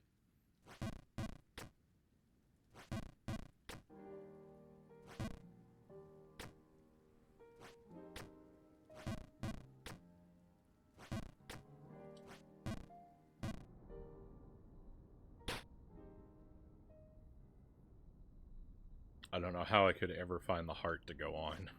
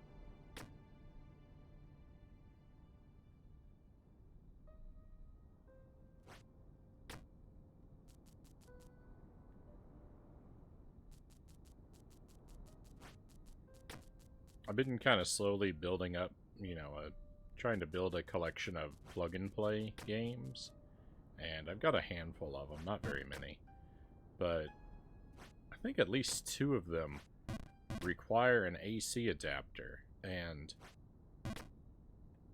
that is the height of bogusness to me. Like, plug-and-plays are supposed to run off batteries. The AC adapter plug-and-plays are unacceptable. And they never come with the AC adapters when you find them used like I do. So I have to find some, like, universal AC adapters so that I can even plug them in.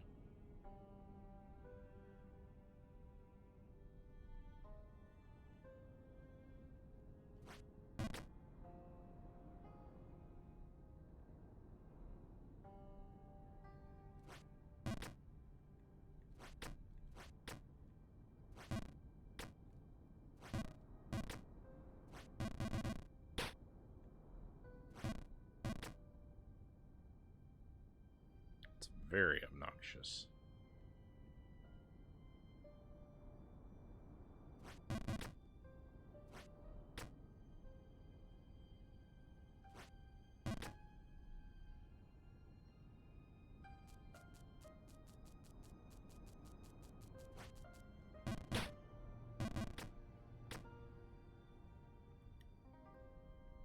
The only ones I don't buy, the only plug-and-play machines that I don't buy when I come across them are the poker ones. There's so many times I'll be at a thrift shop and I'll see a plug-and-play and be super excited, and then just find out it's just Texas Hold'em.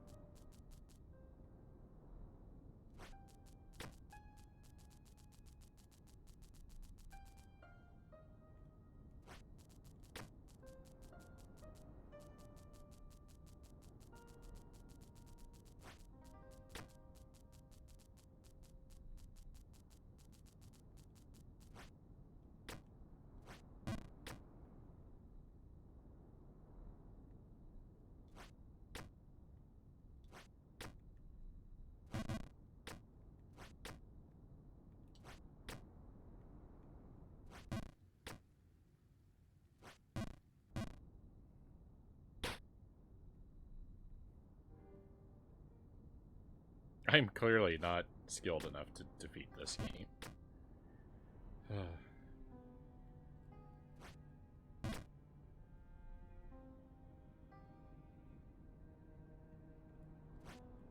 My nephew has one of those VTech educational consoles.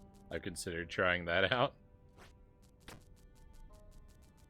I've seen... I don't know exactly what that is, but, like, I've seen, like, little educational things like that before. But, the problem with most of them that I've come across is they don't have AV out. They usually have a built-on screen.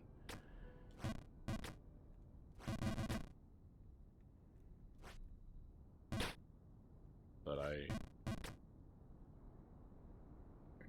basically I'm up for playing anything that has composite video out.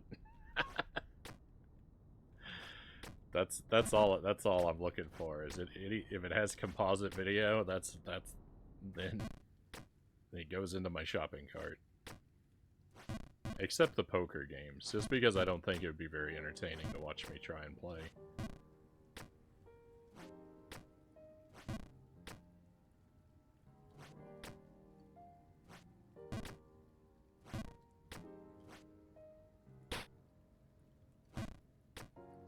Not that I necessarily think watching me play Jump King is particularly entertaining either. don't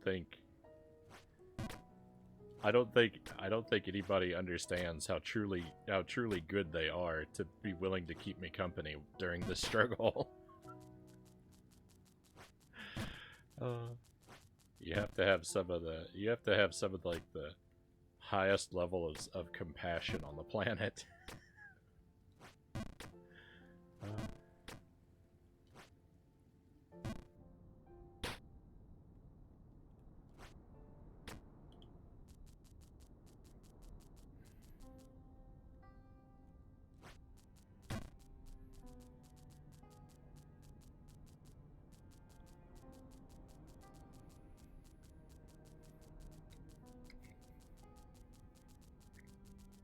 That popcorn looks good Tuesday.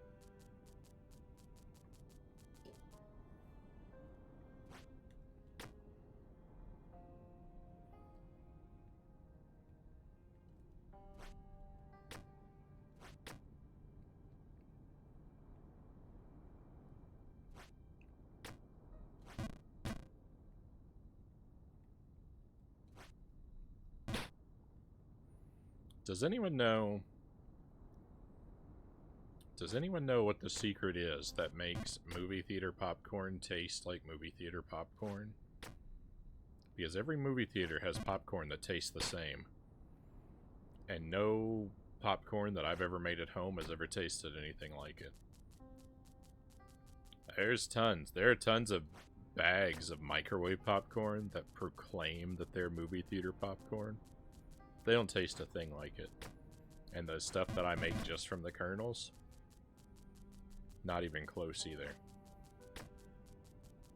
Chemical, yeah, it's got some kind of a... It's gotta have... Well, it can't just be salt because, believe me, I salt my popcorn like you wouldn't believe.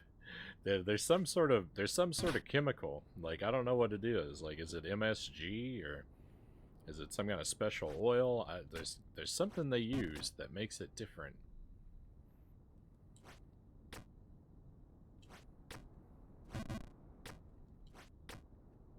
I don't know what the secret is.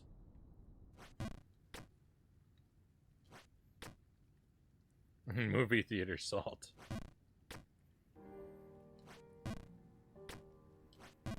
Ugh. I gotta stop doing that. Missing that jump there is unacceptable.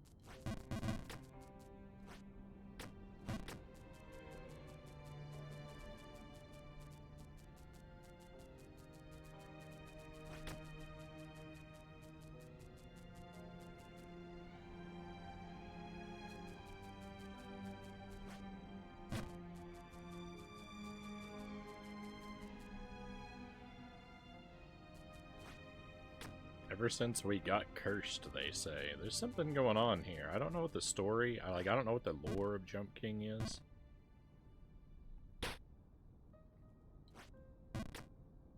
Again, it's a lot like Dark Souls. Like, I went through Dark Souls not knowing any of the story or lore, but, like, noticing that, like, there was definitely stuff going on. This game is a lot like that, where they hint at There's some really weird backstory to a lot of the places in this game. I don't know what's going on.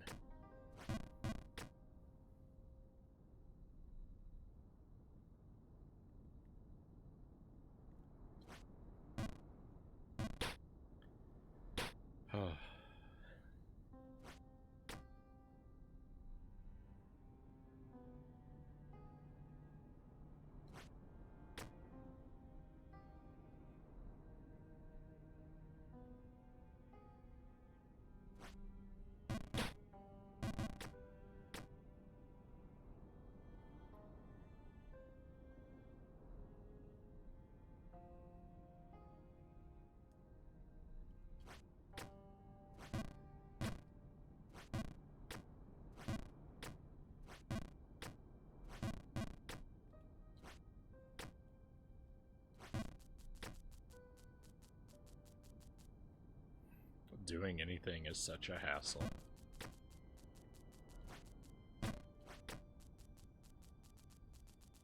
Don't I know it?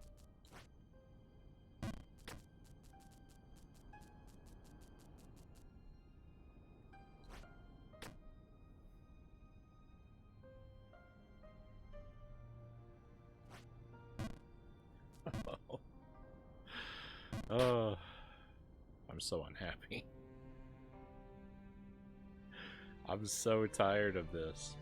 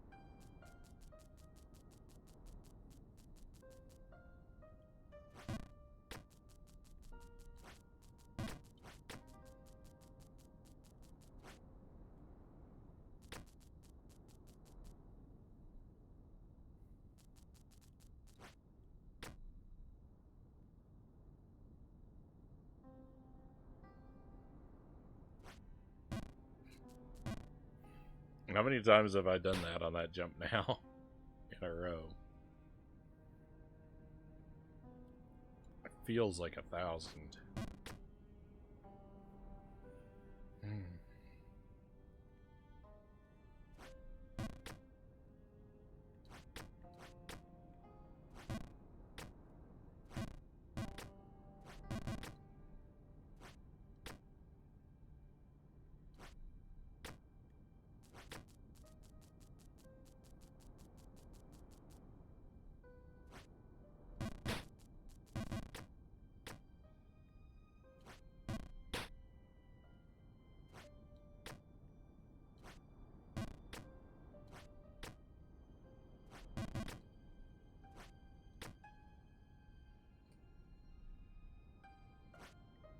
Things are not getting better, my friends. Only worse.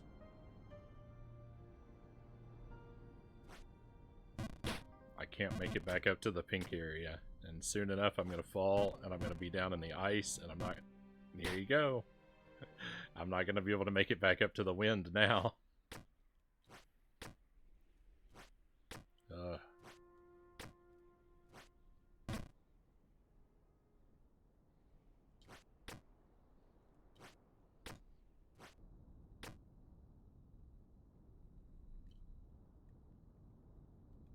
I can't take it.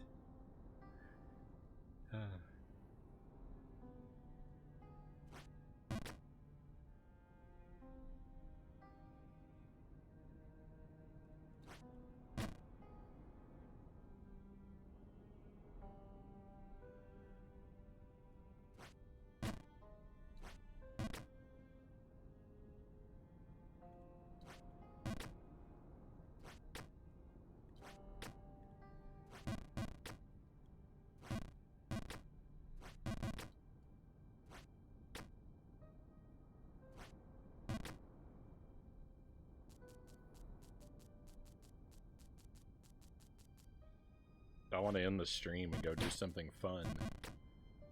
Like fill out my taxes while getting dental surgery during a funeral. That'd be a blast compared to this.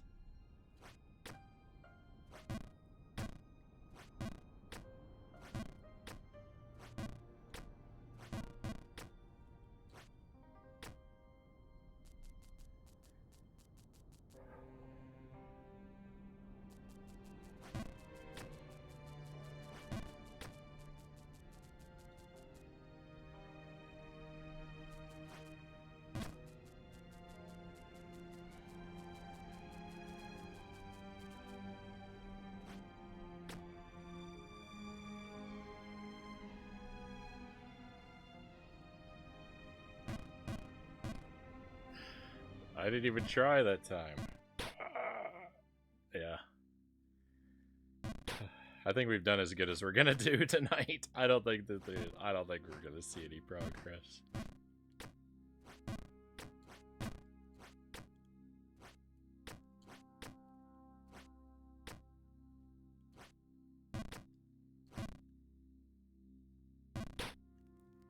I'm gonna kill another hour of my life with this, but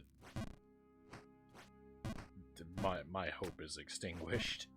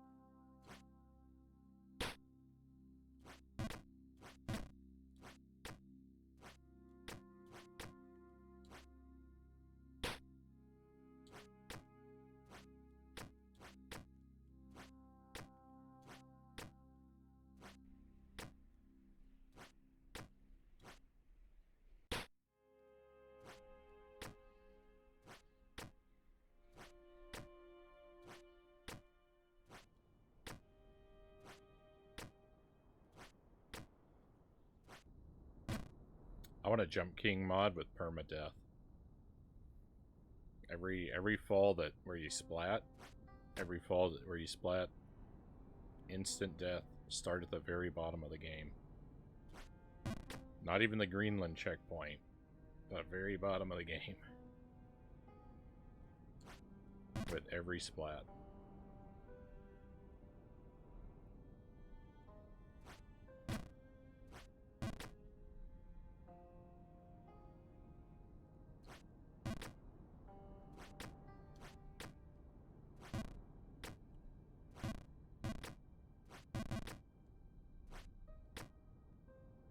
Sounds reasonable.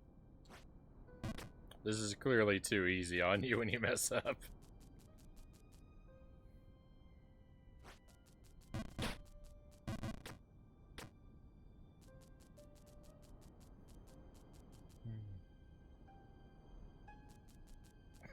I missed that comment. We were talking about popcorn. I prefer mom corn myself. I missed that.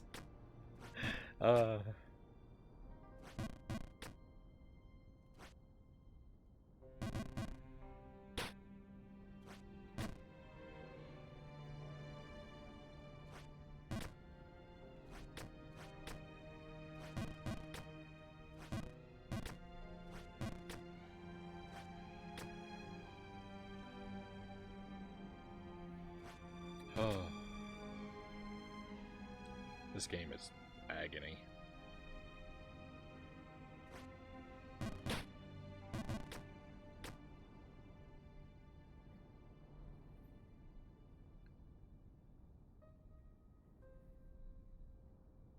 I'd love to watch someone else's playthrough to see how they handle this misery.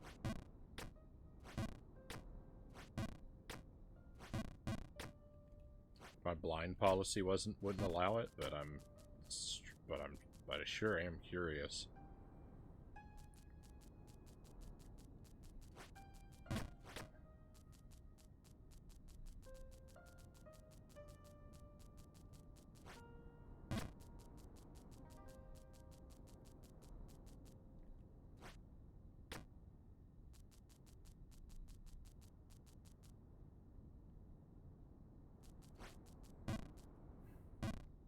I don't know why I can't make that jump anymore, but I just can't. It is impossible.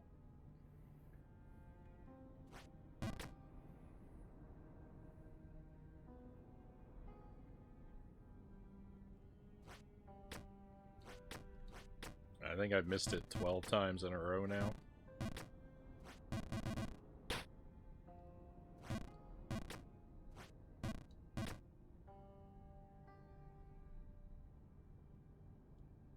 Can you just listen to the stream? I don't know. I might hear something in the rhythm of the jumps that gives away a secret I never learned.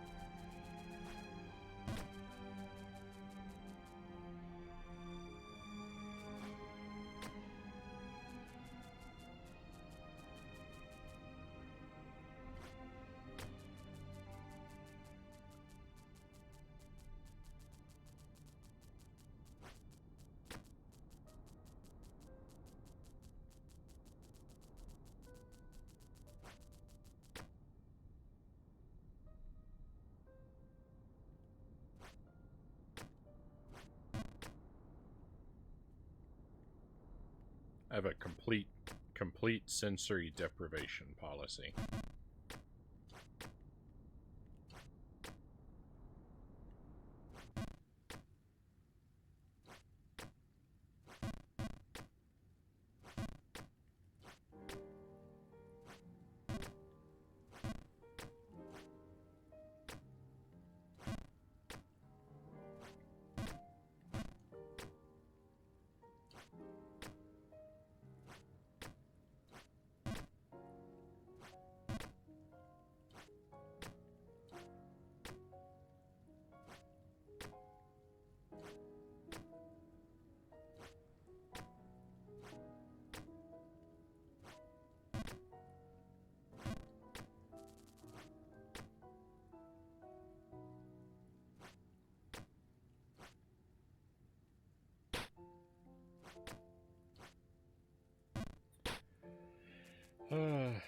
How fortunate for the world that virtual smell isn't a thing yet.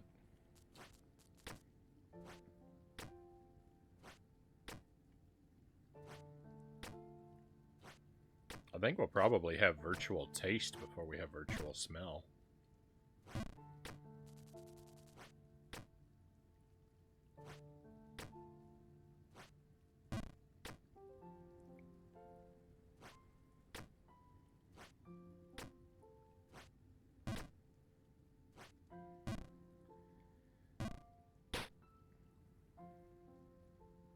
Why taste before smell? I think more about the chemical process of taste is understood than the chemical process of smell.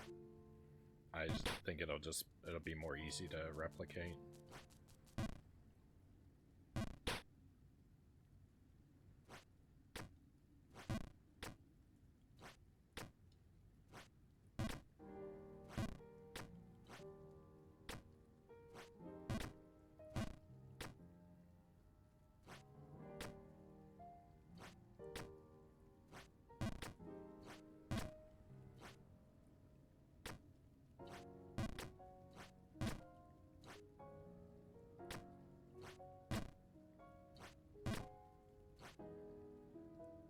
I don't know.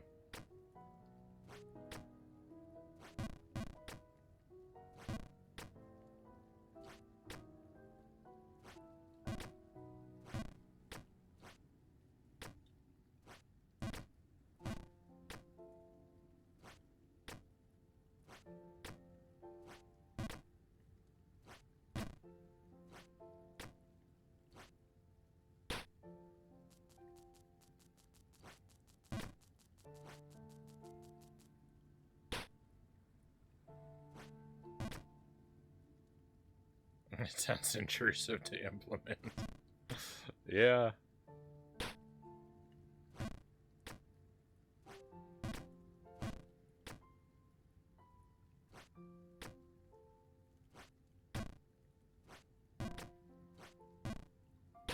I mean, I guess, like, the senses are related, though, right? So, like, you can't... I don't know. Most people say that they can't really taste anything when their sinuses are blocked up.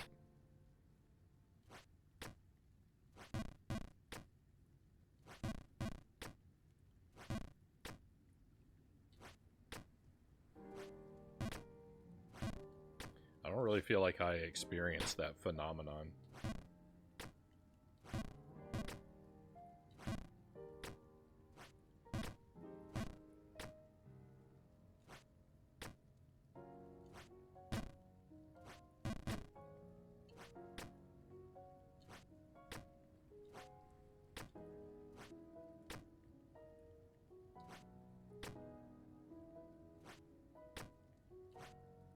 Like, whenever I have to take, like, Robitussin as a kid, you know, my parents say, oh, just pinch your nose, you won't be able to taste it.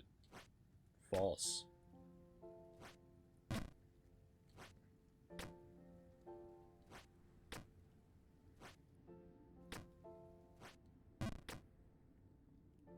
We're close to as high as I've ever been right now. We're not quite there, but we're close. I've never seen this before. Hang on, this is new.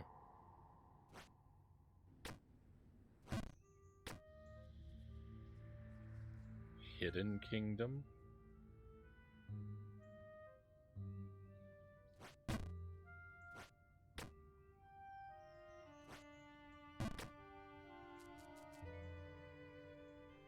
Oh, friend?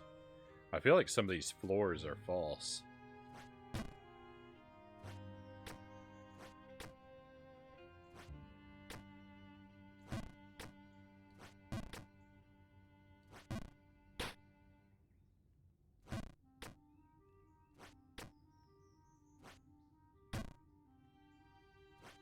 There's nowhere to go.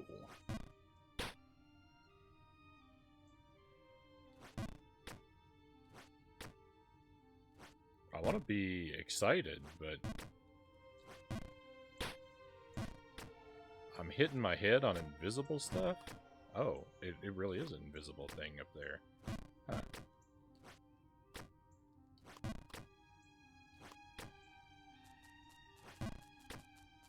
What is your favorite color?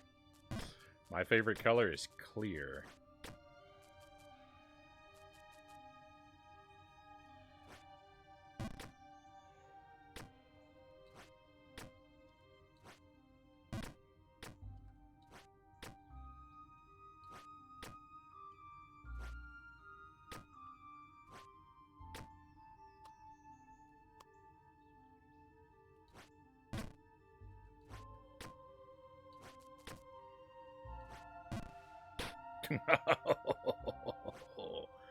Oh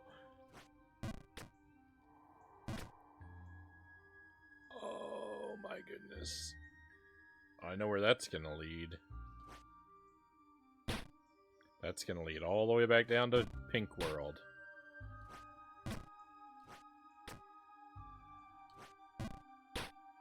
I can't believe we're seeing something new.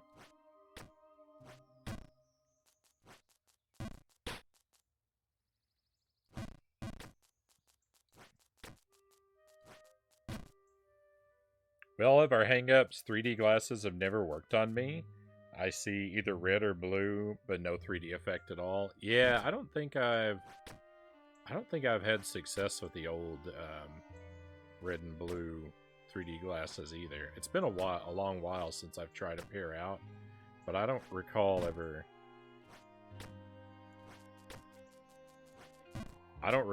thinking that anything really looked like 3D. Either. Who are you? Family of moles? Hail to you, little spirit. The Mountain King is who I am. You see, from here I can just about watch over my whole kingdom. All through the world my realm reaches. From the little fairies playing around in the moss below, all the way to the mountain stones up above. But I recognize you not. From where did you come?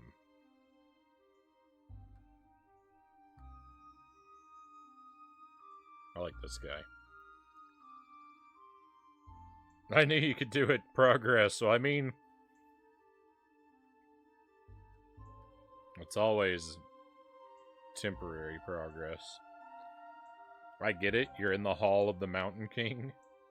I recognize that as an album title, though I'm not familiar with the music.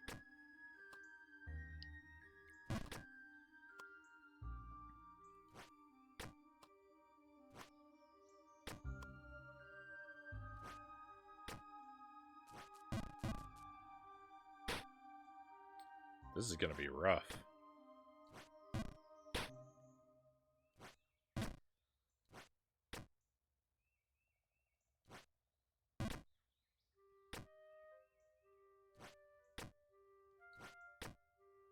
It's that meme song for when things are gradually going wrong.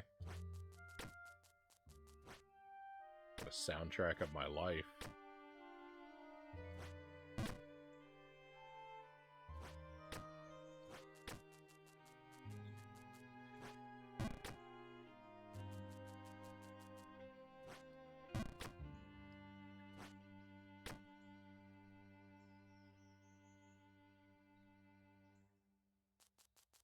It's how insanely painful it will be when he falls again. Oh, 100%. It's going to happen.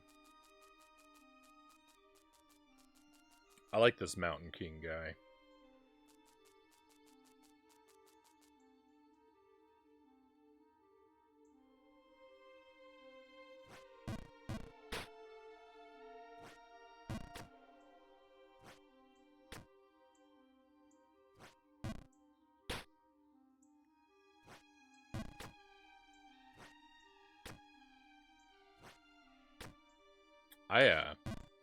I really like caves and underground areas in video games, but the thing is, like, I don't know that I would ever want to be in a cave again in real life. I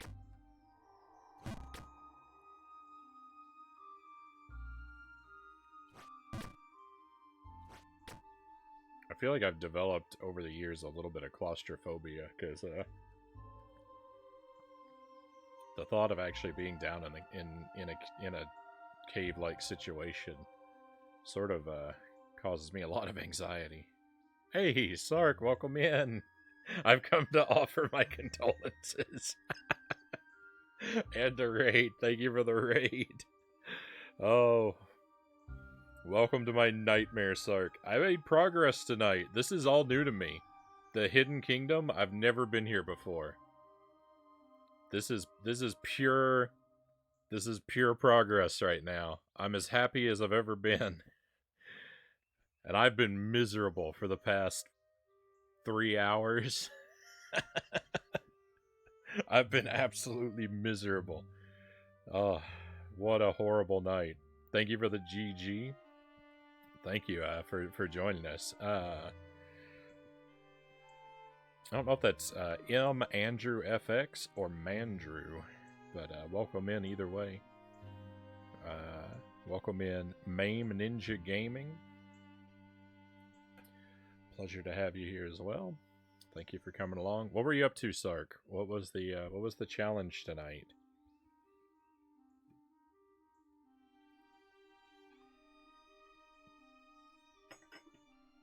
Let's put a shout out link in the chat. My friends, if you somehow don't already follow Sarconius, help yourselves to an excellent retro stream with that link there. Sark does retro achievement hunting Badge's impossible games. I recently got to enjoy watching him suffer through Time Splitters 2, and that was some top shelf premium suffering. Finish badging Black Belt on the Sega Master System, then Turtles in Time, 2 games in one night. You're a machine, my friend. Turtles in Time, I've not even legitimately beaten yet.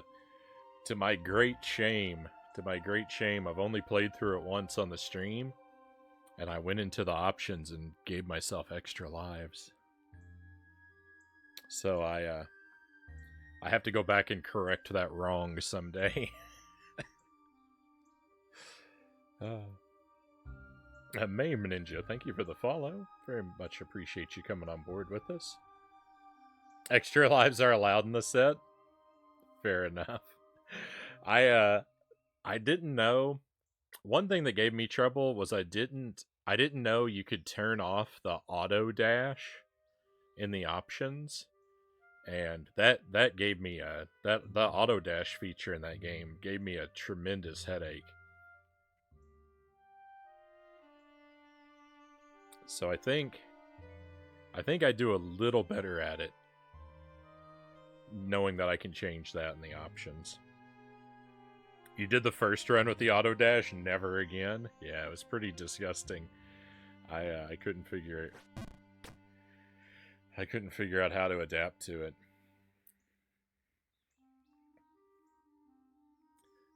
For anyone who's come in, if you're new to the stream, by the way, thank you again for checking out what we do over here. I'm Frownie, of course.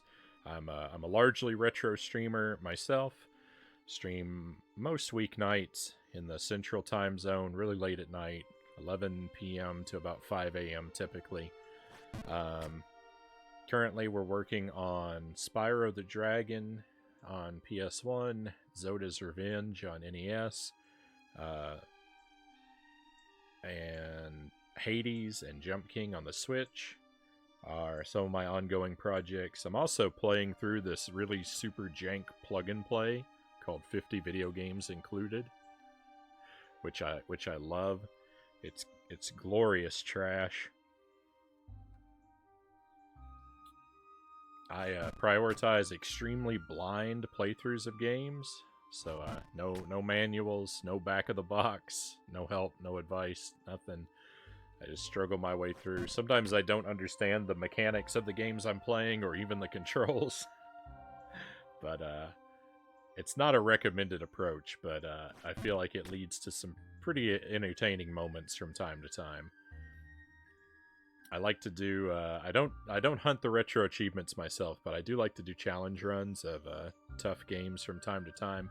We just did Splatterhouse Arcade. I managed to do a deathless run through that game just a few days ago, so that's the latest thing I'm patting myself on the back about.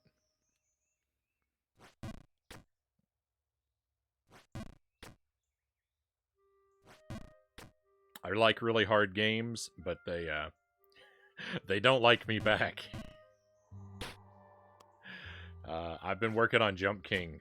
If you hang around and watch me play Jump King for a few minutes, you're gonna see. You're gonna see that I'm not very good at the kind of games I like to play. I've been working on this for an insanely long time, and I almost never make progress. So tonight, actually being somewhere where I'm seeing new rooms is amazing. It's the first time I've seen anything new in probably 25 hours.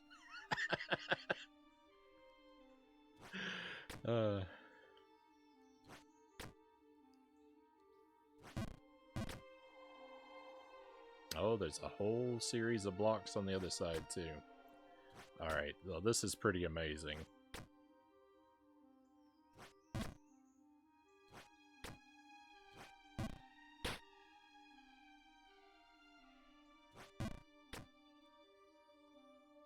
Hey, simple name. Welcome in. Good to see you again.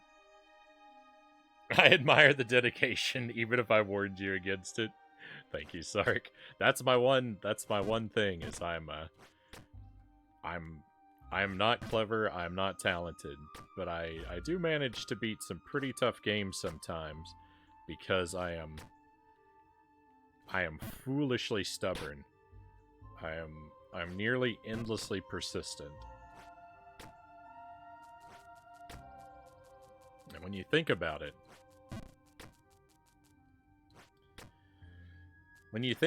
there's only so many possible like combinations of button input that will be wrong. So if you just play a game for long enough, you'll accidentally hit the correct series of inputs to win, right?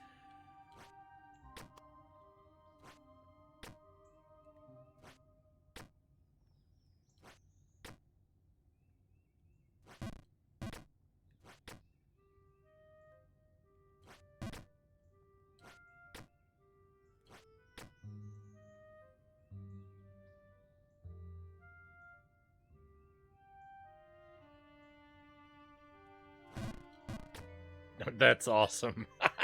I've never seen a jump like that. That's great. I love it.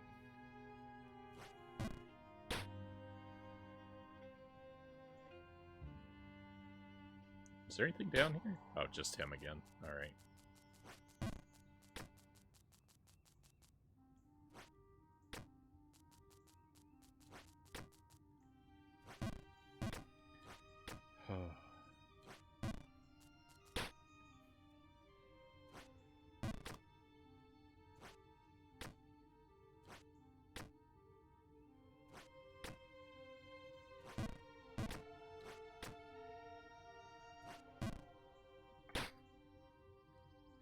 Hang on, I can only do that so many times.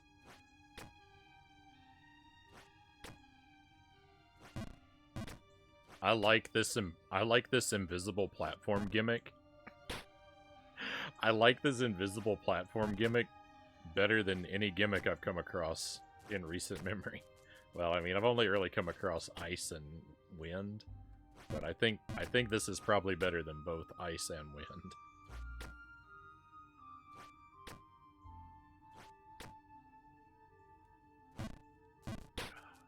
This feels more manageable.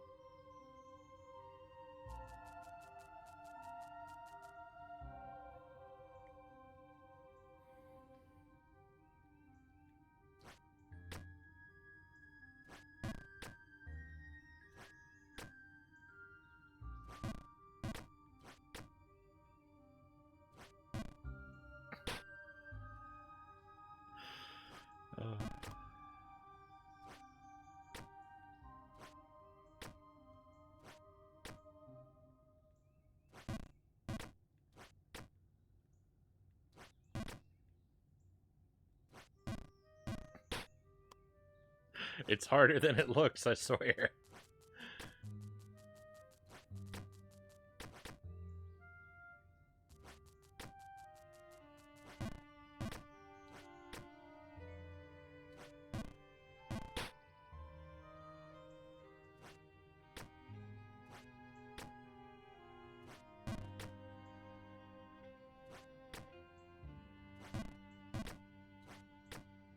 Alright, hang on.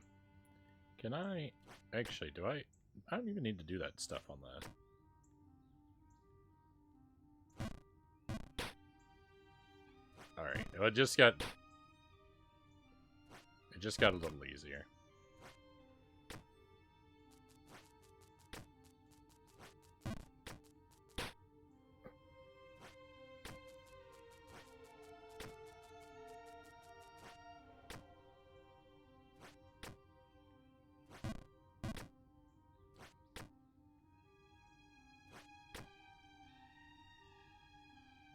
How did I get this? How did I get this the first time and now I can't get it at all?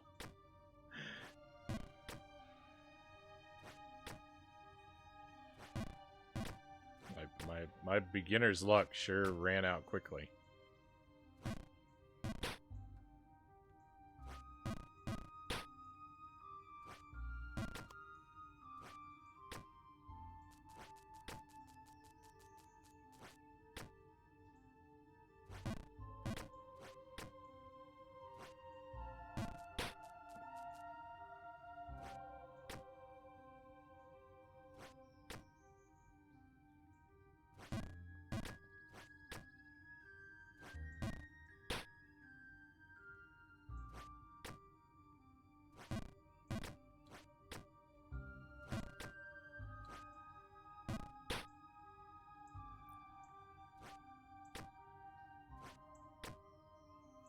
I normally make it a point to try and read every piece of dialogue in a game, but I do have a standing rule to the contrary that dialogue that scrolls automatically, I don't.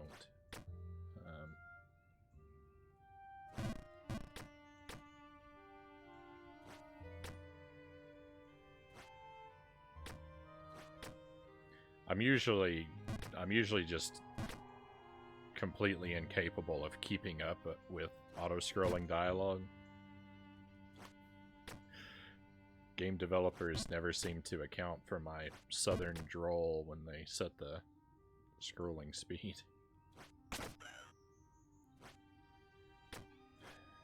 Alright, I need to go back down. Okay, because I couldn't see where that platform was.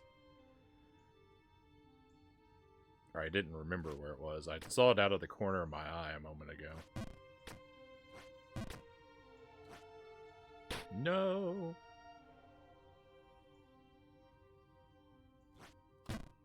I fully expect that there's another platform in the middle there for me to bonk my head on when I try to jump across.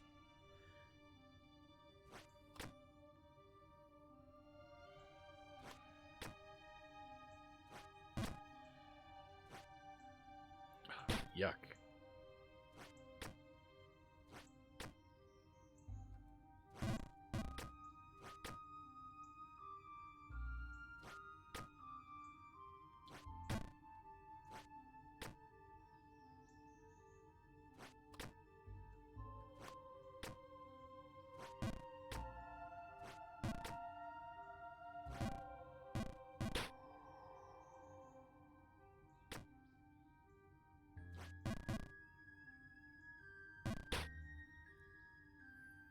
Well, that's a bit of a ways down.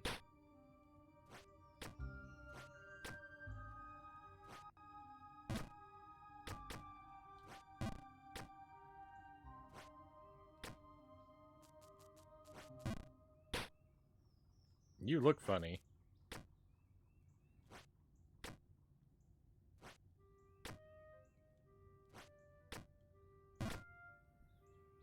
Ugh. I just know I'm gonna fall in there one day. Very soon.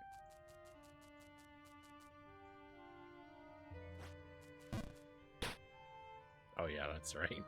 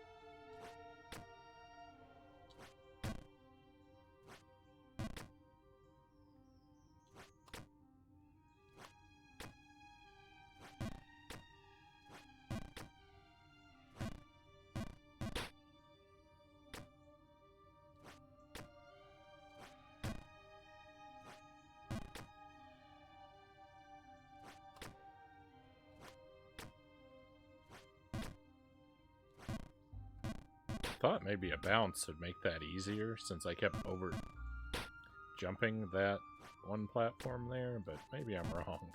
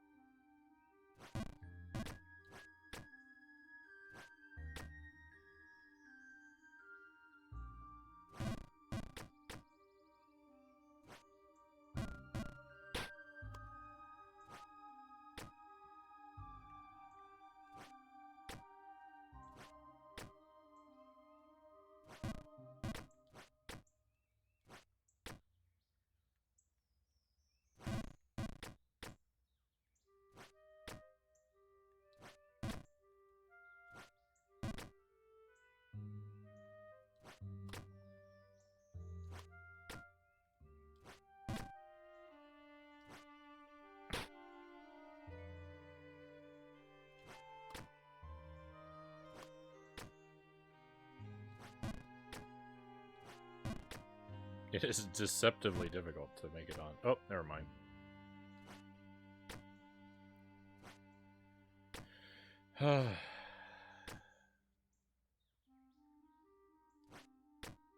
Whoa.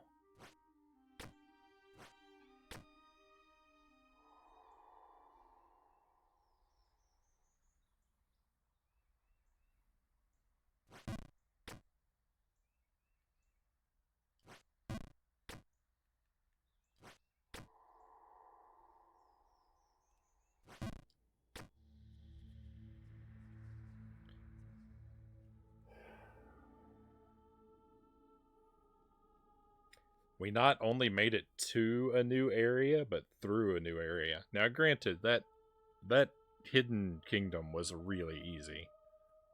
That was a really easy area, but my goodness. I've seen more new stuff in this game. Like, I've basically doubled the amount of this game I've seen in the past 30 minutes. The first 54 hours of gameplay, I covered about as much territory as we've just covered in the past couple minutes, it feels like. Hey Chompy, welcome in. That's a pretty extreme exaggeration, but it is pretty close to what it feels like. This looks awful, though. This looks like a nightmare.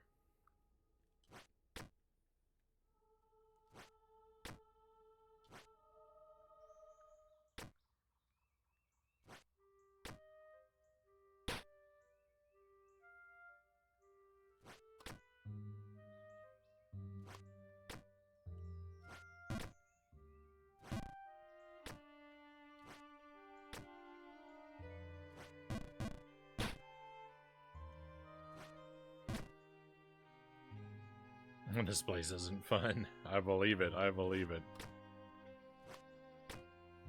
This hidden kingdom's the most fun I've had in weeks.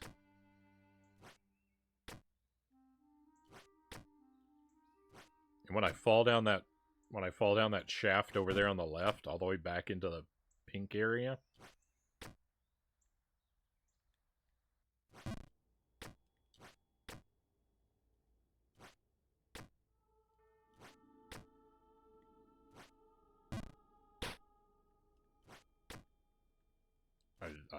I'm gonna perform the most spectacular rage quit of all time.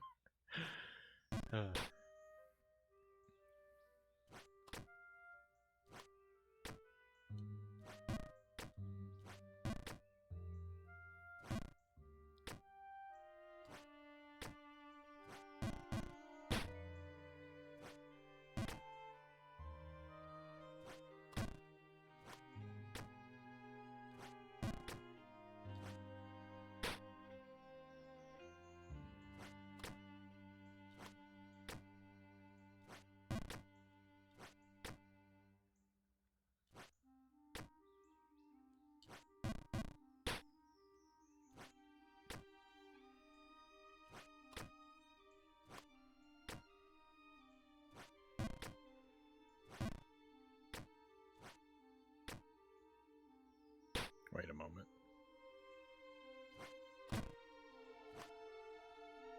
No.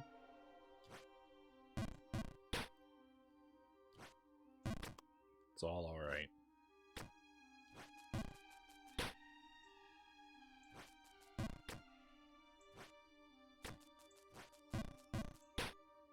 Actually, let me go down here. I actually want to see something real quick.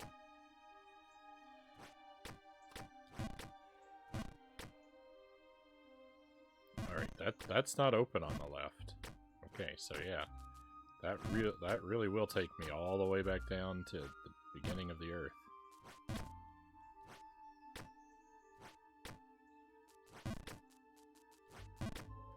Oh, yep, that just goes straight down.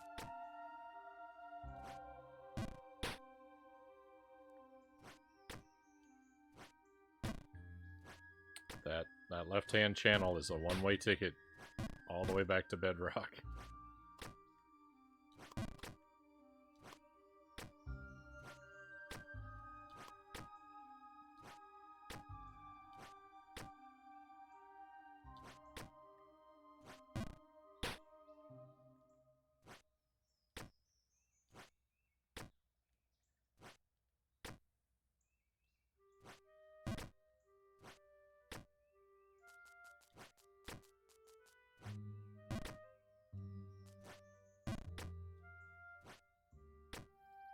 How hilarious would it be if it veered off to the left for a while and took you back to Greenland? I mean, that's exactly what I think it's going to do.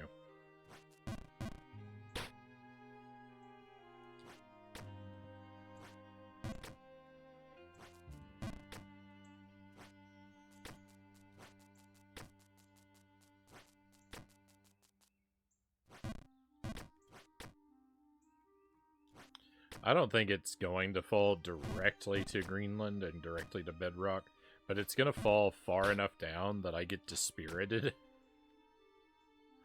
And it's going to put me below some jumps that are too difficult for me to repeat, and I will inevitably, of my own accord, fall the rest of the way back down.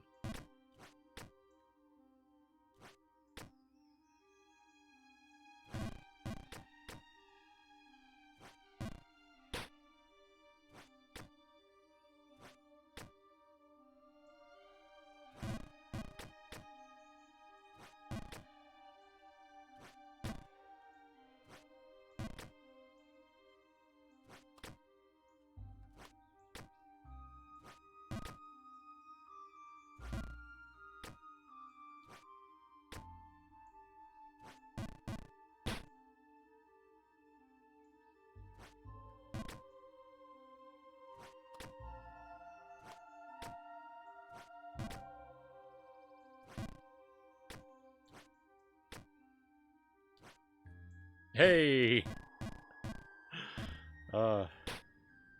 GG, my friends.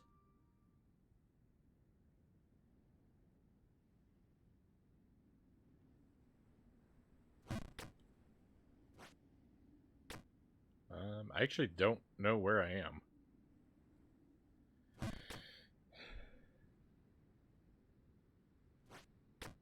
Oh, yeah, I do.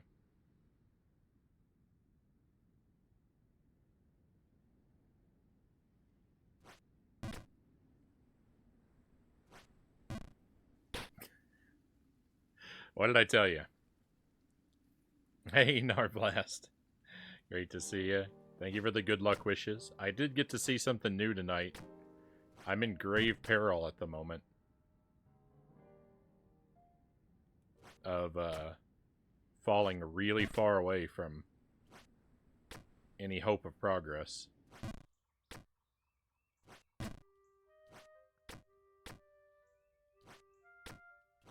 Okay, we're okay again for the moment.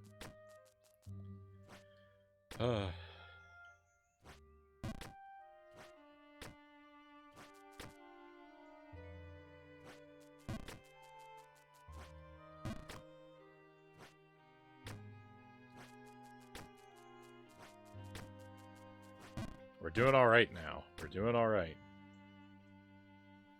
I came back to see you back down there. I got scared, Sark says. You and me both. You and me both. I thought it was all over.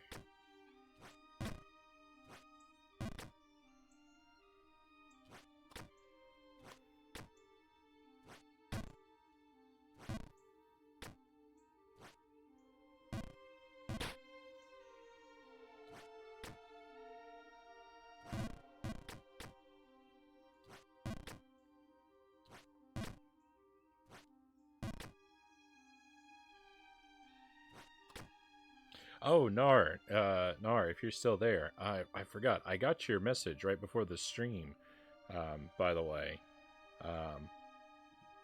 And I really appreciate that, and I would kind of like to take you up on it, but on the offer, but I really don't have a way of receiving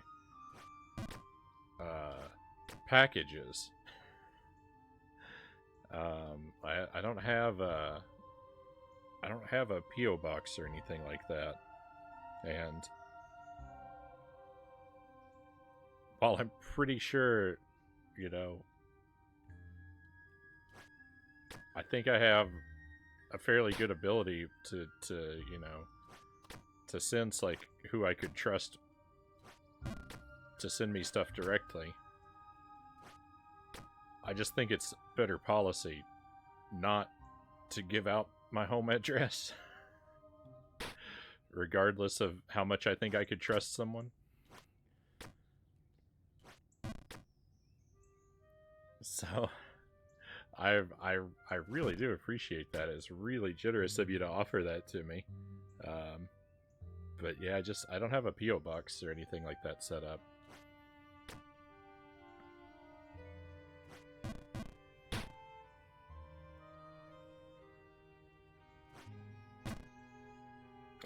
Well, it's not really a checkpoint, losses. I can still fall back into the pink area, which is the gateway to my destruction. It's kind of a checkpoint, though. I mean, it's as close as this game's gonna give me to one.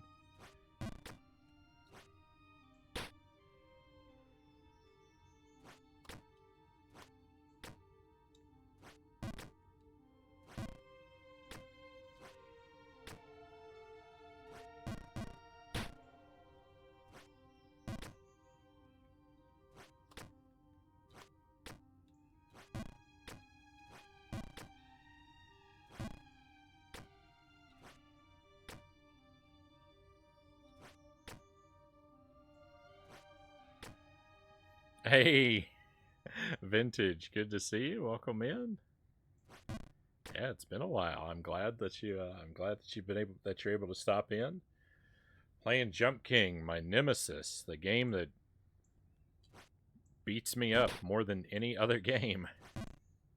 And I've actually made progress tonight. These are all new areas that I'm in. This screen here is my PB currently. I was just up here a moment ago, but fell again, as always happens.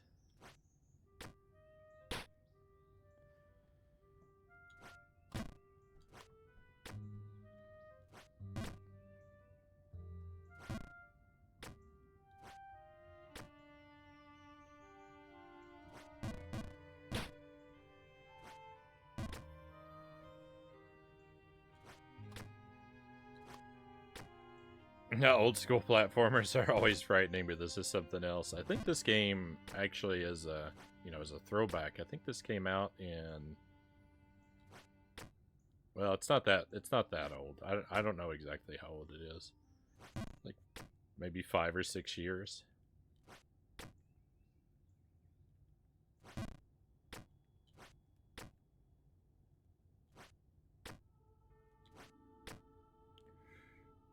But it's definitely like, it's built with that.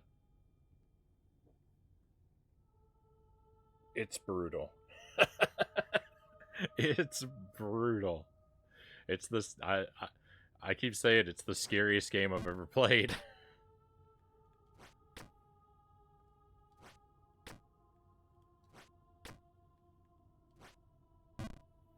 It's just it's so easy to make a mistake, and every mistake is so punishing.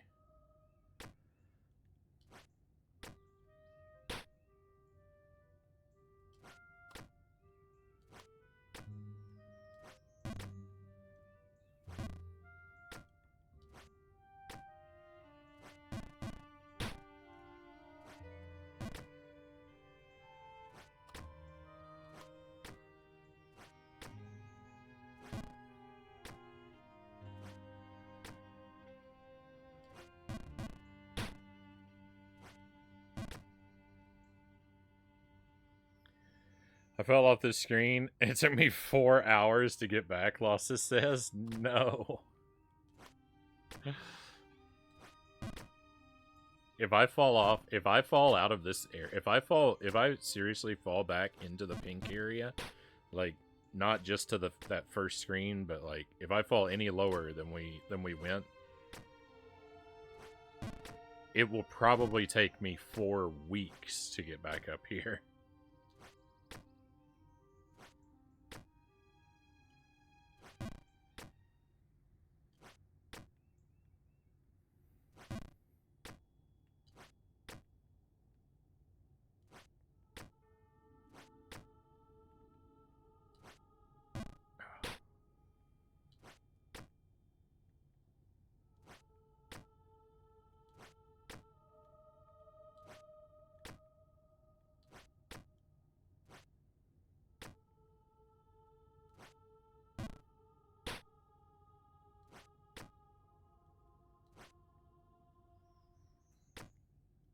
It's so rough.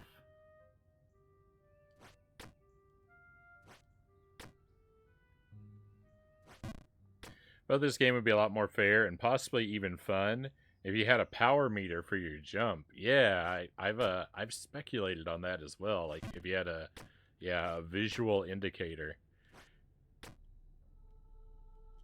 It kind of kills the purpose of the game, right? The game is not meant to be fun. The game is meant to turn the player completely against existence. the game is made to turn everyone who plays it into a supervillain.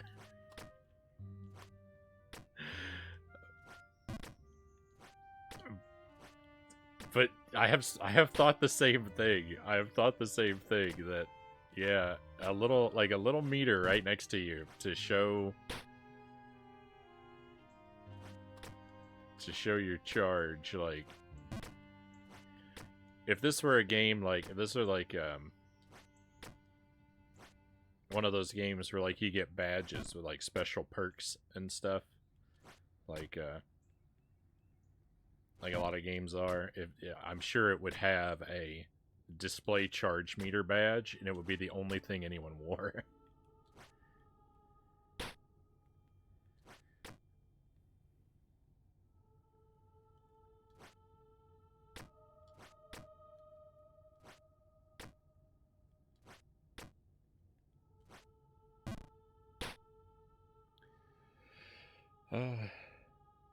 The game's goal is to break the human spirit.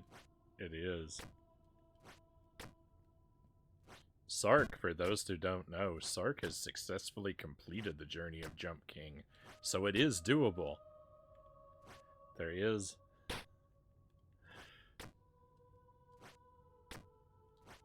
one being that walks the earth that has completed the game.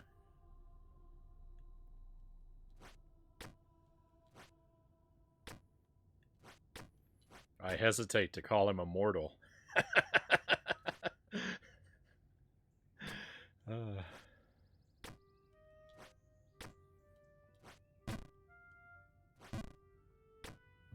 And he always has a 1,000-yard stare now. Many rage quits and a considerable amount of alcohol, but yes.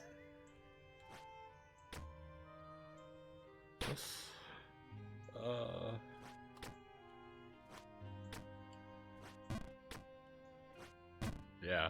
What is it? 4:30 now?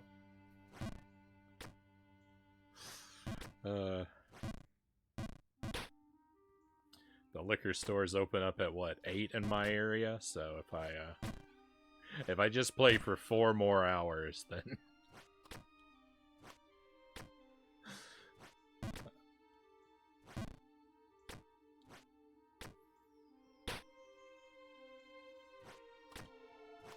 I can have some post-stream relaxation.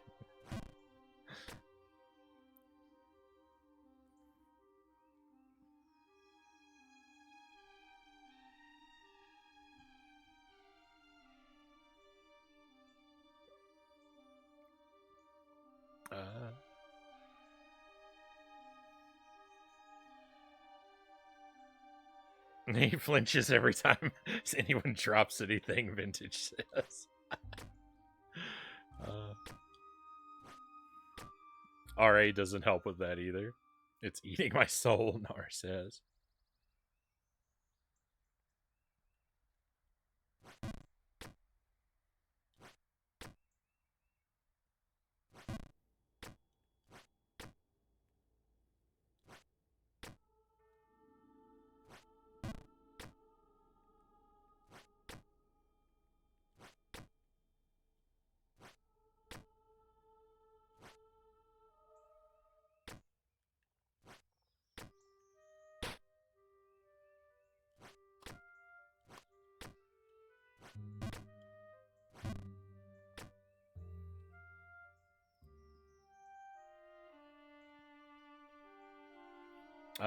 With my challenge, I try and go back and redo the games for RA. Oh, and for if you don't know, Narblast is doing every NES game,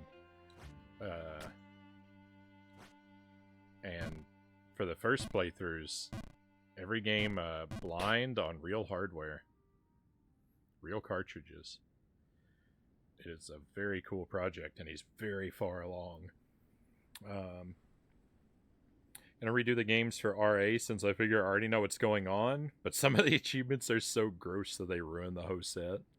Barbie on NES probably has one of the most difficult sets I've finished. You basically have to beat the whole game without being touched, but Barbie takes up half the screen and gets hit by everything. We're in panic mode again, my friends. This is the part. If I fall out of this area, it's over. Hey, it's over. Well, this game was fun.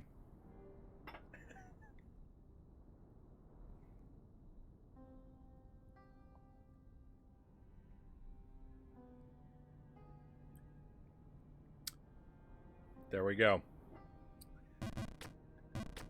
That's what we were afraid of. It was destined to happen.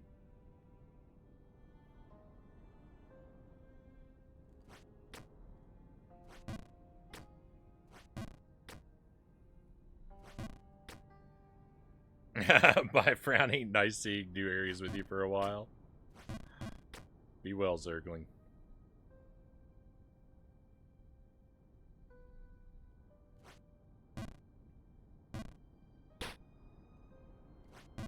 I'm going to spin my wheels a little bit longer.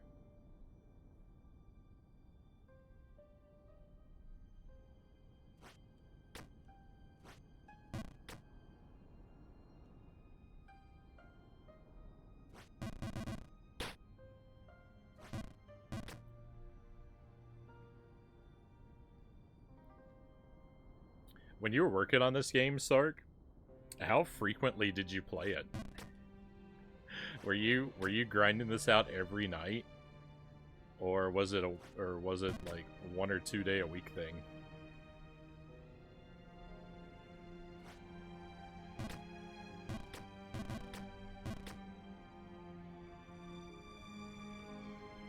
I've got to at least make a half-hearted effort to try and get back up there while the way is fresh in my mind.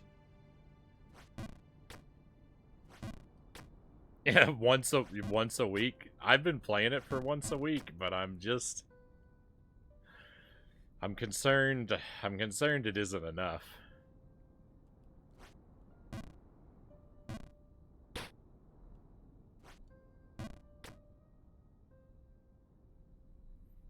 Any more would eat away all my sanity and induce alcoholism.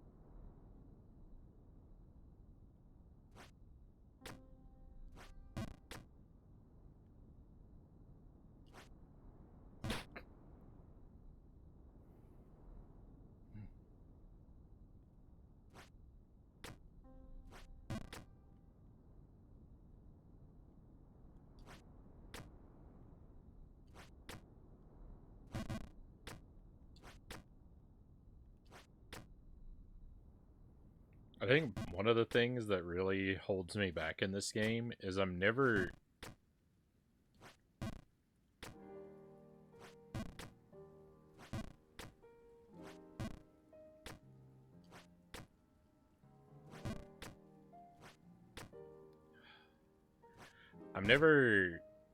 I'm very bad at seeing my way around to a better way of, no matter how many times I pass through an area, like I almost never find a better way to do anything. Like however I make it through an area my first try is the way that I'm then pretty much stuck with for eternity. Like, even though there's lots of areas where, like, there's huge potential for for there to be a better, more consistent way to jump through that area, I don't have it in me to see other options. I get tunnel vision for whatever worked that one time, and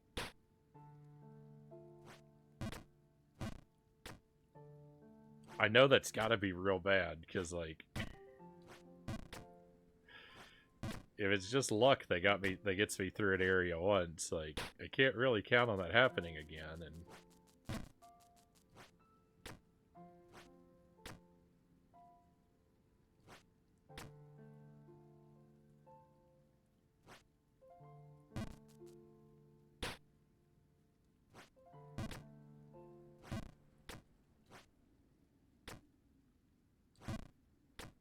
it's just,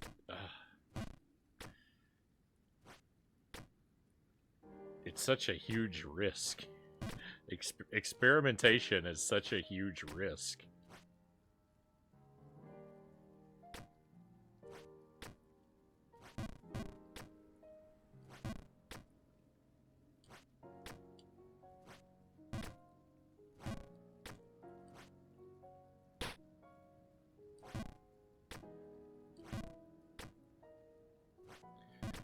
I had to start counting to myself, and then I had to have 2 different speeds of counting to try and get consistent jumps. It was maddening.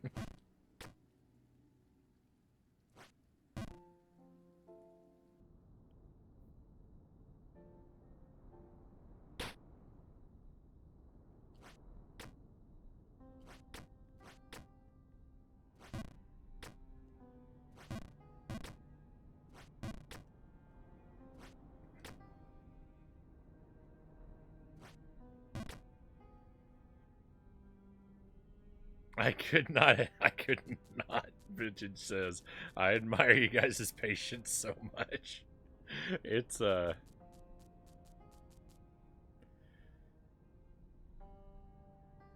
mean, I don't blame you. I don't blame you.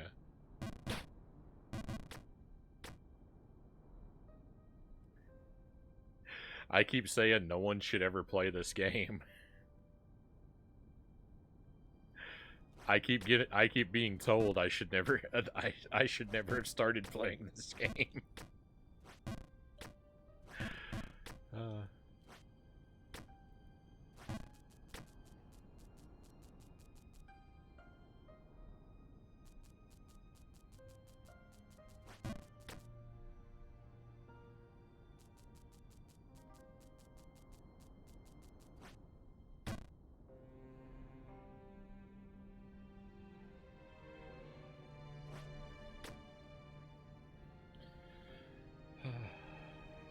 If I beat it, at least I'll know, like, I'll never have to play a harder game ever again in my life.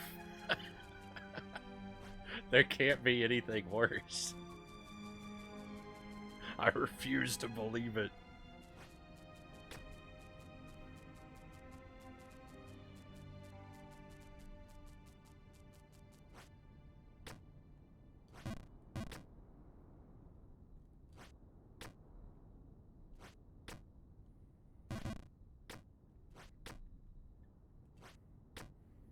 I said the main game is fine. I highly admit against the DLCs. Hey, this is the path I found myself on. And I'm too stubborn to back out.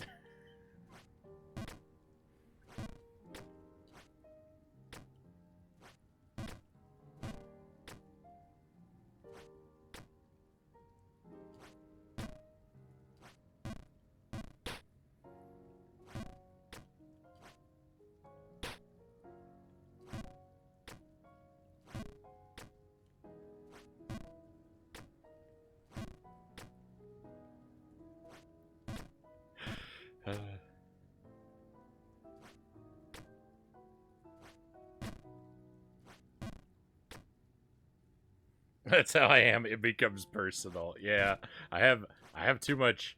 I have too much investment. I have too much pride at stake. How I could possibly have any pride left after suffering so many defeats is a mystery unto itself.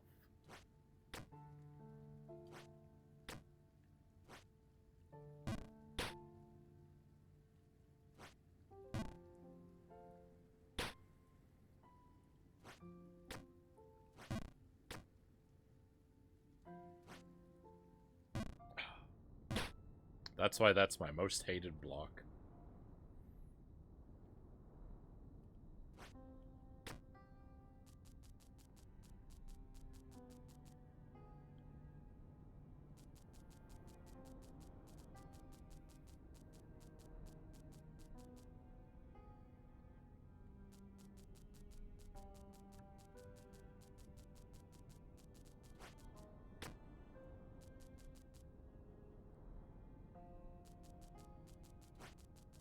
Oh, I didn't charge that enough.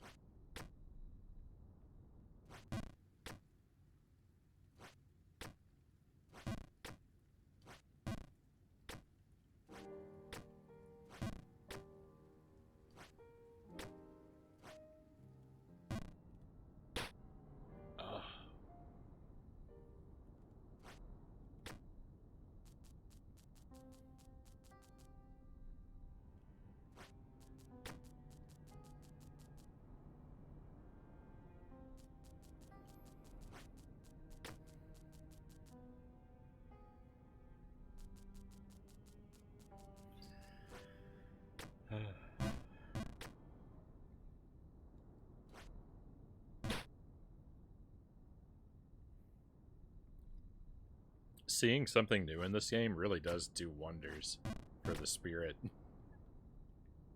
I've been in complete despair for so long.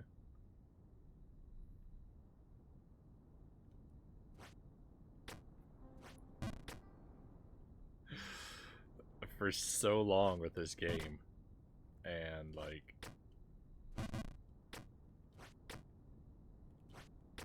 this, I didn't even know I had the capacity to feel hope anymore. And now, just because I get to see something new for a little while, like, I feel like maybe I can endure anything again.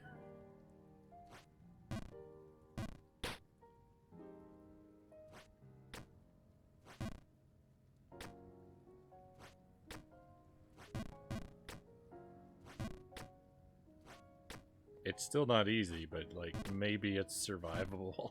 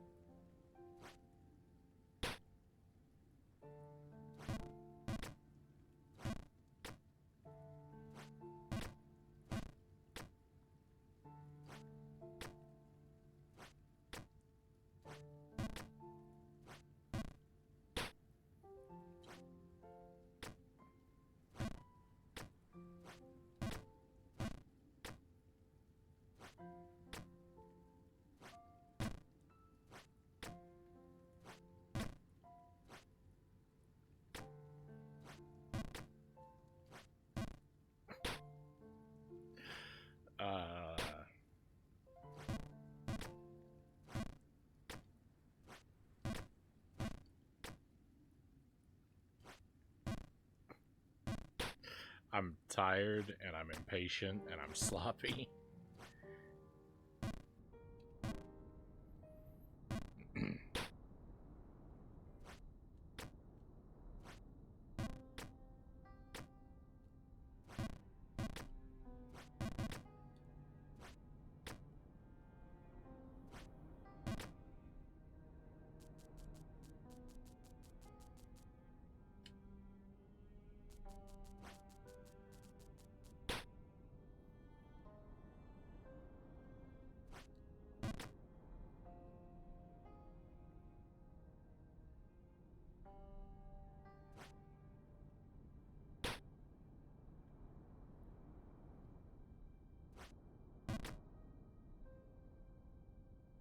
Hey, Pokemons, welcome in. Thank you for the sub.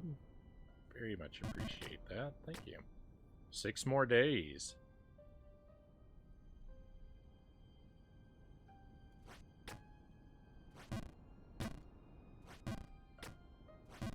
That's right. So that'd be the 8th.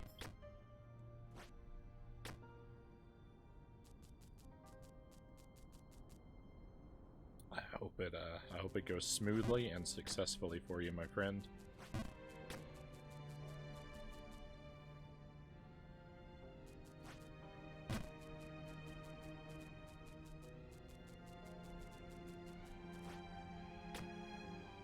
And then you'll be ready to play, and then you'll be ready to do your own playthrough of Jump King.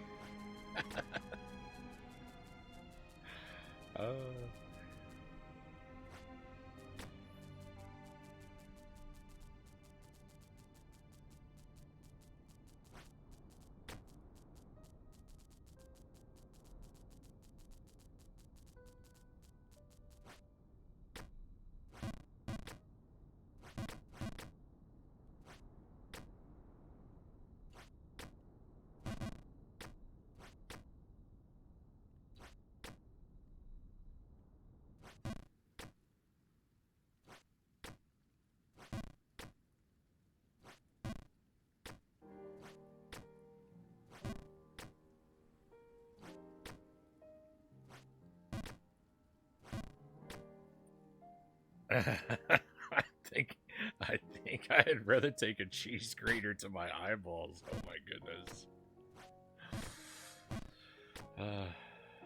That is kind of what this game feels like.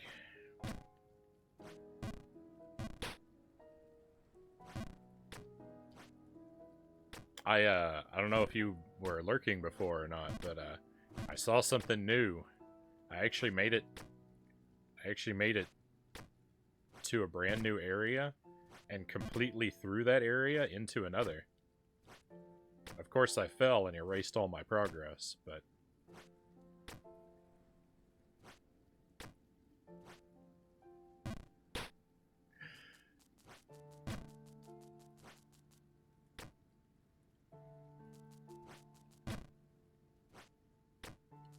just seeing something new has done a lot for me. It's kind of brought me back from the dead a little bit.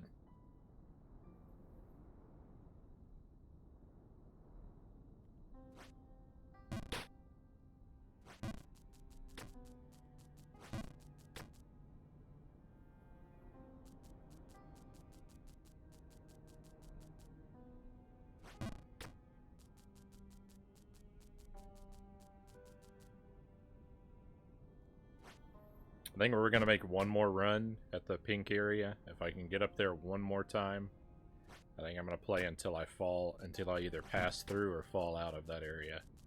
So, we might be wrapping up kind of soon, but I want to make one more run to get our progress back.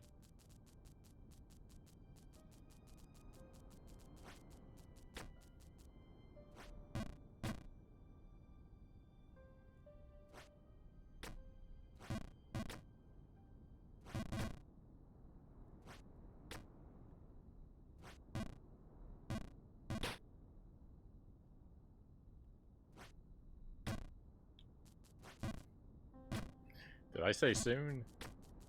Ignore that word. Your persistence will pay off with a game, and beating it will give you the satisfaction of knowing you never have to play it again.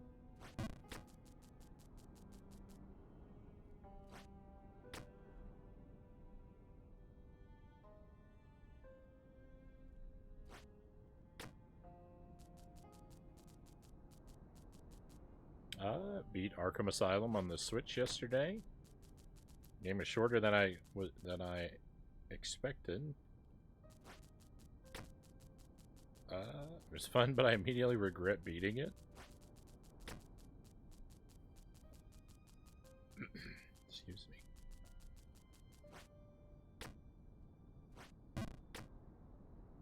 And that's the trick Frownie can't learn. You can stop playing games without beating them. How dissatisfying would that be, Zergon?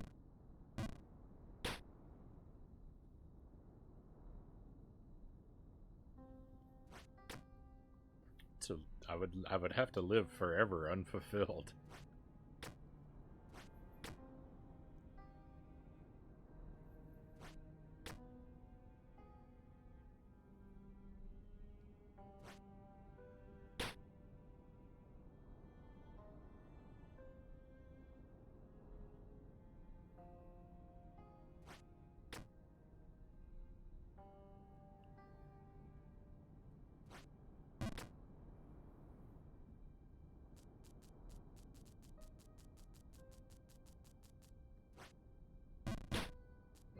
Don't you know sometimes the only way to win the game is never to play?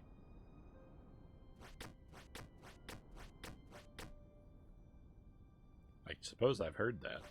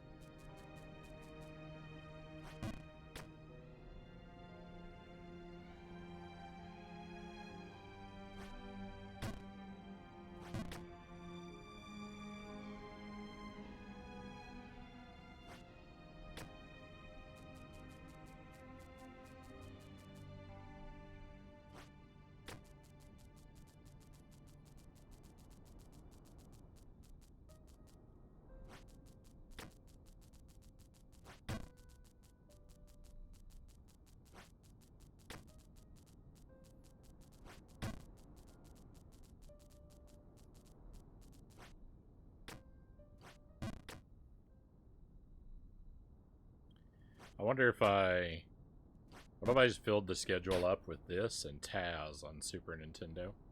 That's a game I wasn't able to beat. I wonder if I filled the schedule with just those two games. I wonder which one would end first.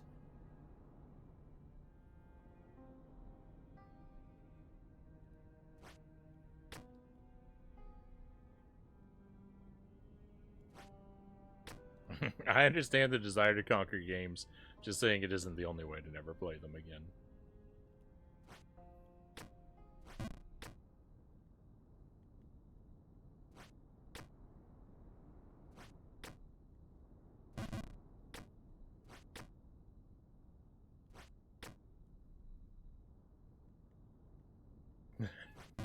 You beat them with the alternative method, a hammer.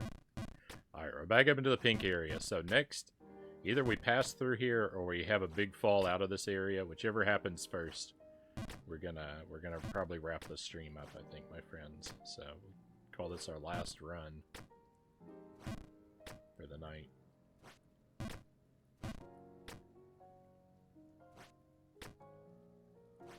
I'll probably only do Jump King one night next week. But I think I'll try to put it a little earlier on the schedule, maybe. Maybe we won't put it on Friday. We'll see if it goes more or less smoothly with a little bit of less time in between. Maybe.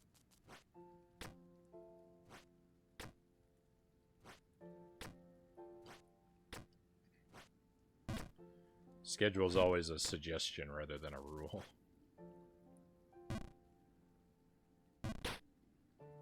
We're still here. No!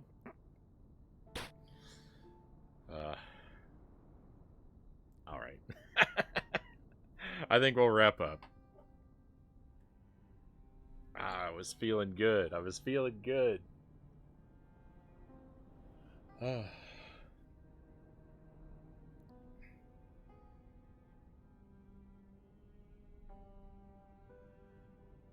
Let's try one more time.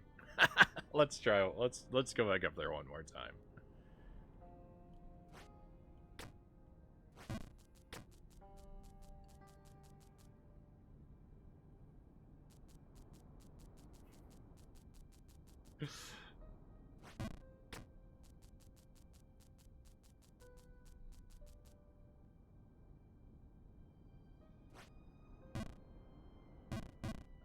Good morning with a U. Oh, look at this. Good morning indeed. Oh my goodness.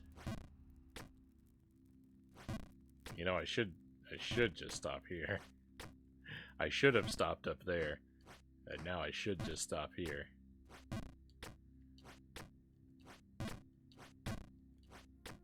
Alright, if I fall back down into Greenland, I'm not climbing out of there tonight. We will wrap if I fall into Greenland.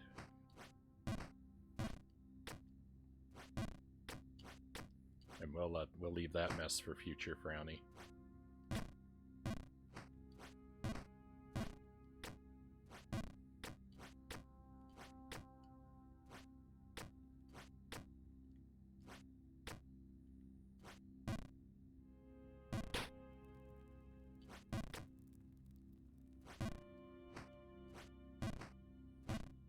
No judgment if you fall down there on purpose to have a little peace. Oh, why did it have to get so terrible right here at the end, huh?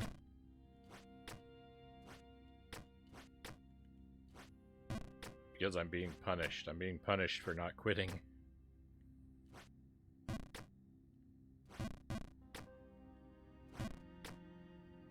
There are no rewards to persistence. It's all a lie.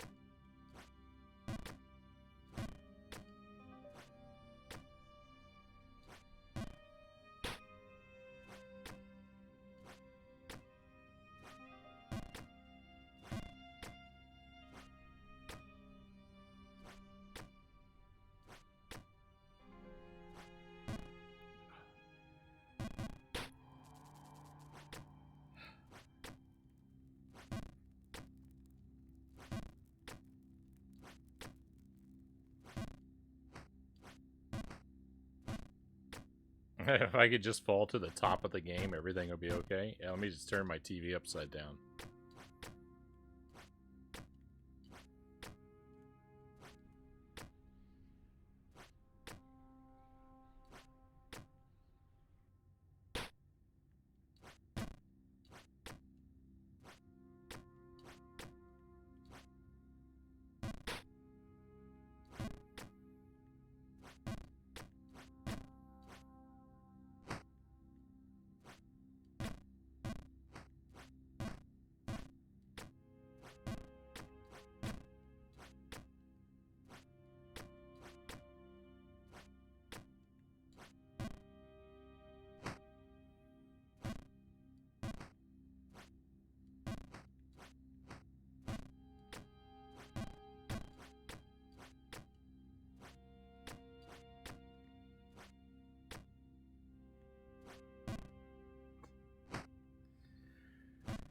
Oh.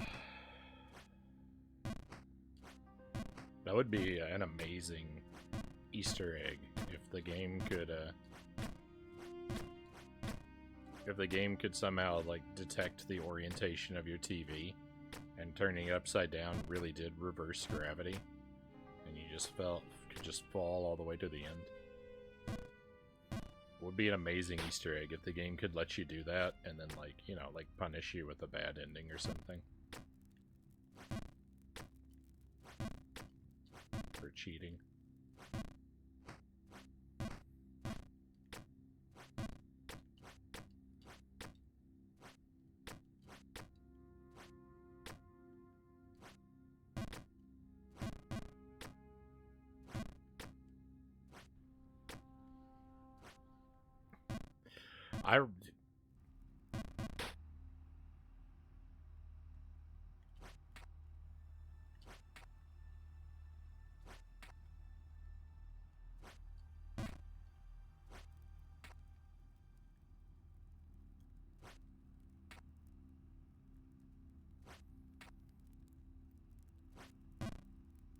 I really am doing everything I can to get all the way back down to the bottom, huh?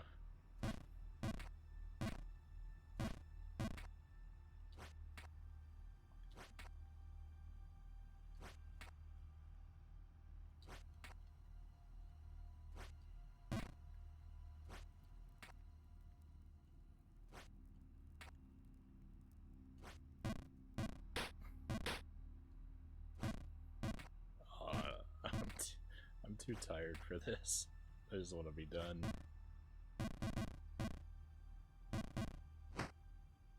We're done.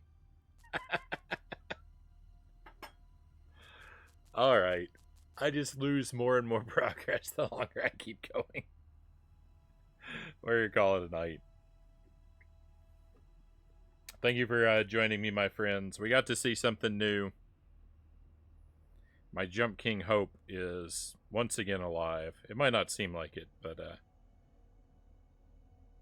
I'll be looking forward to coming back to this game in a way I haven't for many weeks. Even if I have to start down here, it won't be that bad when we get back to it. I won't be so tired and full of excuses next time. So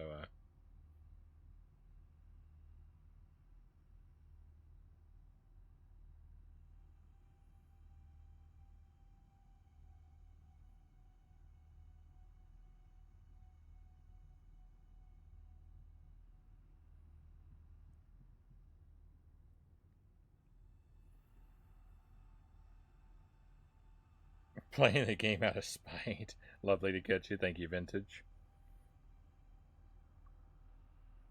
I almost never stream on Saturdays. I plan to not stream tomorrow. Beginning of the beginning of next week's gonna be a little weird. The Sunday and Monday streams are both a little up in the air because I have stuff going on. There probably won't be a stream both nights. I'm thinking most likely there'll be a stream on Monday, but it'll probably be a really short one. After that, though, Tuesday through the rest of the week should be pretty normal.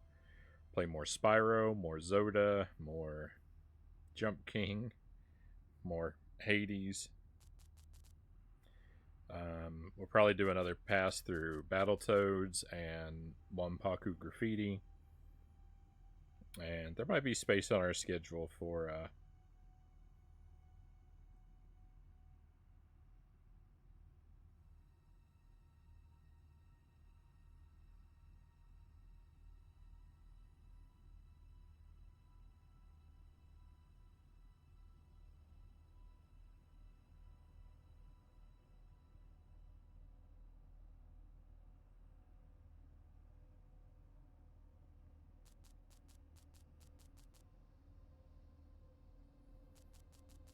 there might be space on our schedule for something else in there too. Thanks for the stream, Frownie. Thank you, Shadow. Thank you, Sark. Thank you again for the raid. Sorry about this. Thanks for the stream. Sorry about this game. Me too. I'm sorry I ever chose to play it. I do appreciate all the company, my friends. Thank you very much for that. It really helps to soothe the wounds.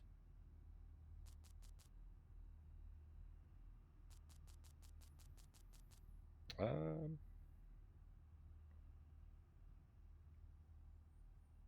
I got a bunch of people to choose from for the raid, but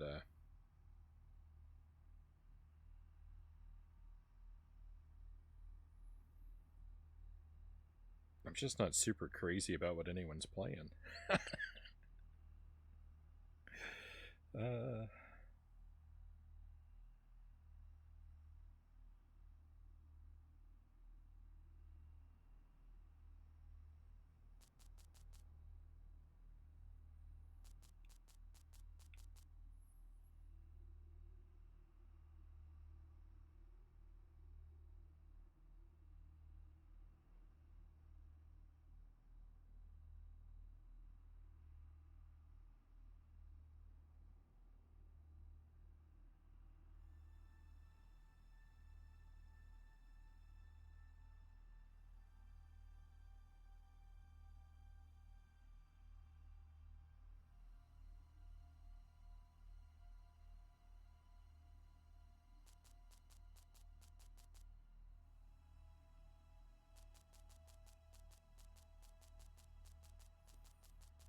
all right, I got us a direction picked out.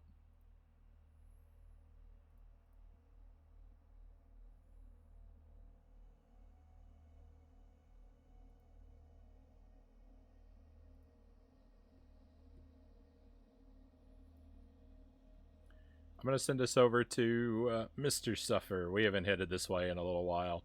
He's working on Duke Nukem 3D. Another big retro streamer. I think he's working on an NES project too, trying to beat the whole library. But clearly has some other stuff mixed in there as well. Not a strictly family-friendly stream, just a heads up. Some mature language and conversation topics in this direction. A bit more loud and energetic than we are in this direction, than we are over here.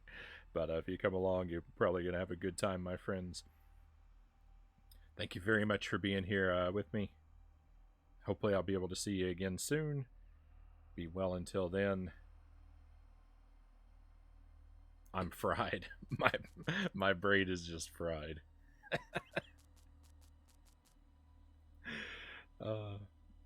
We're all out of stuff here to do over here for tonight, my friends. It is time to head out. Let's go on an adventure.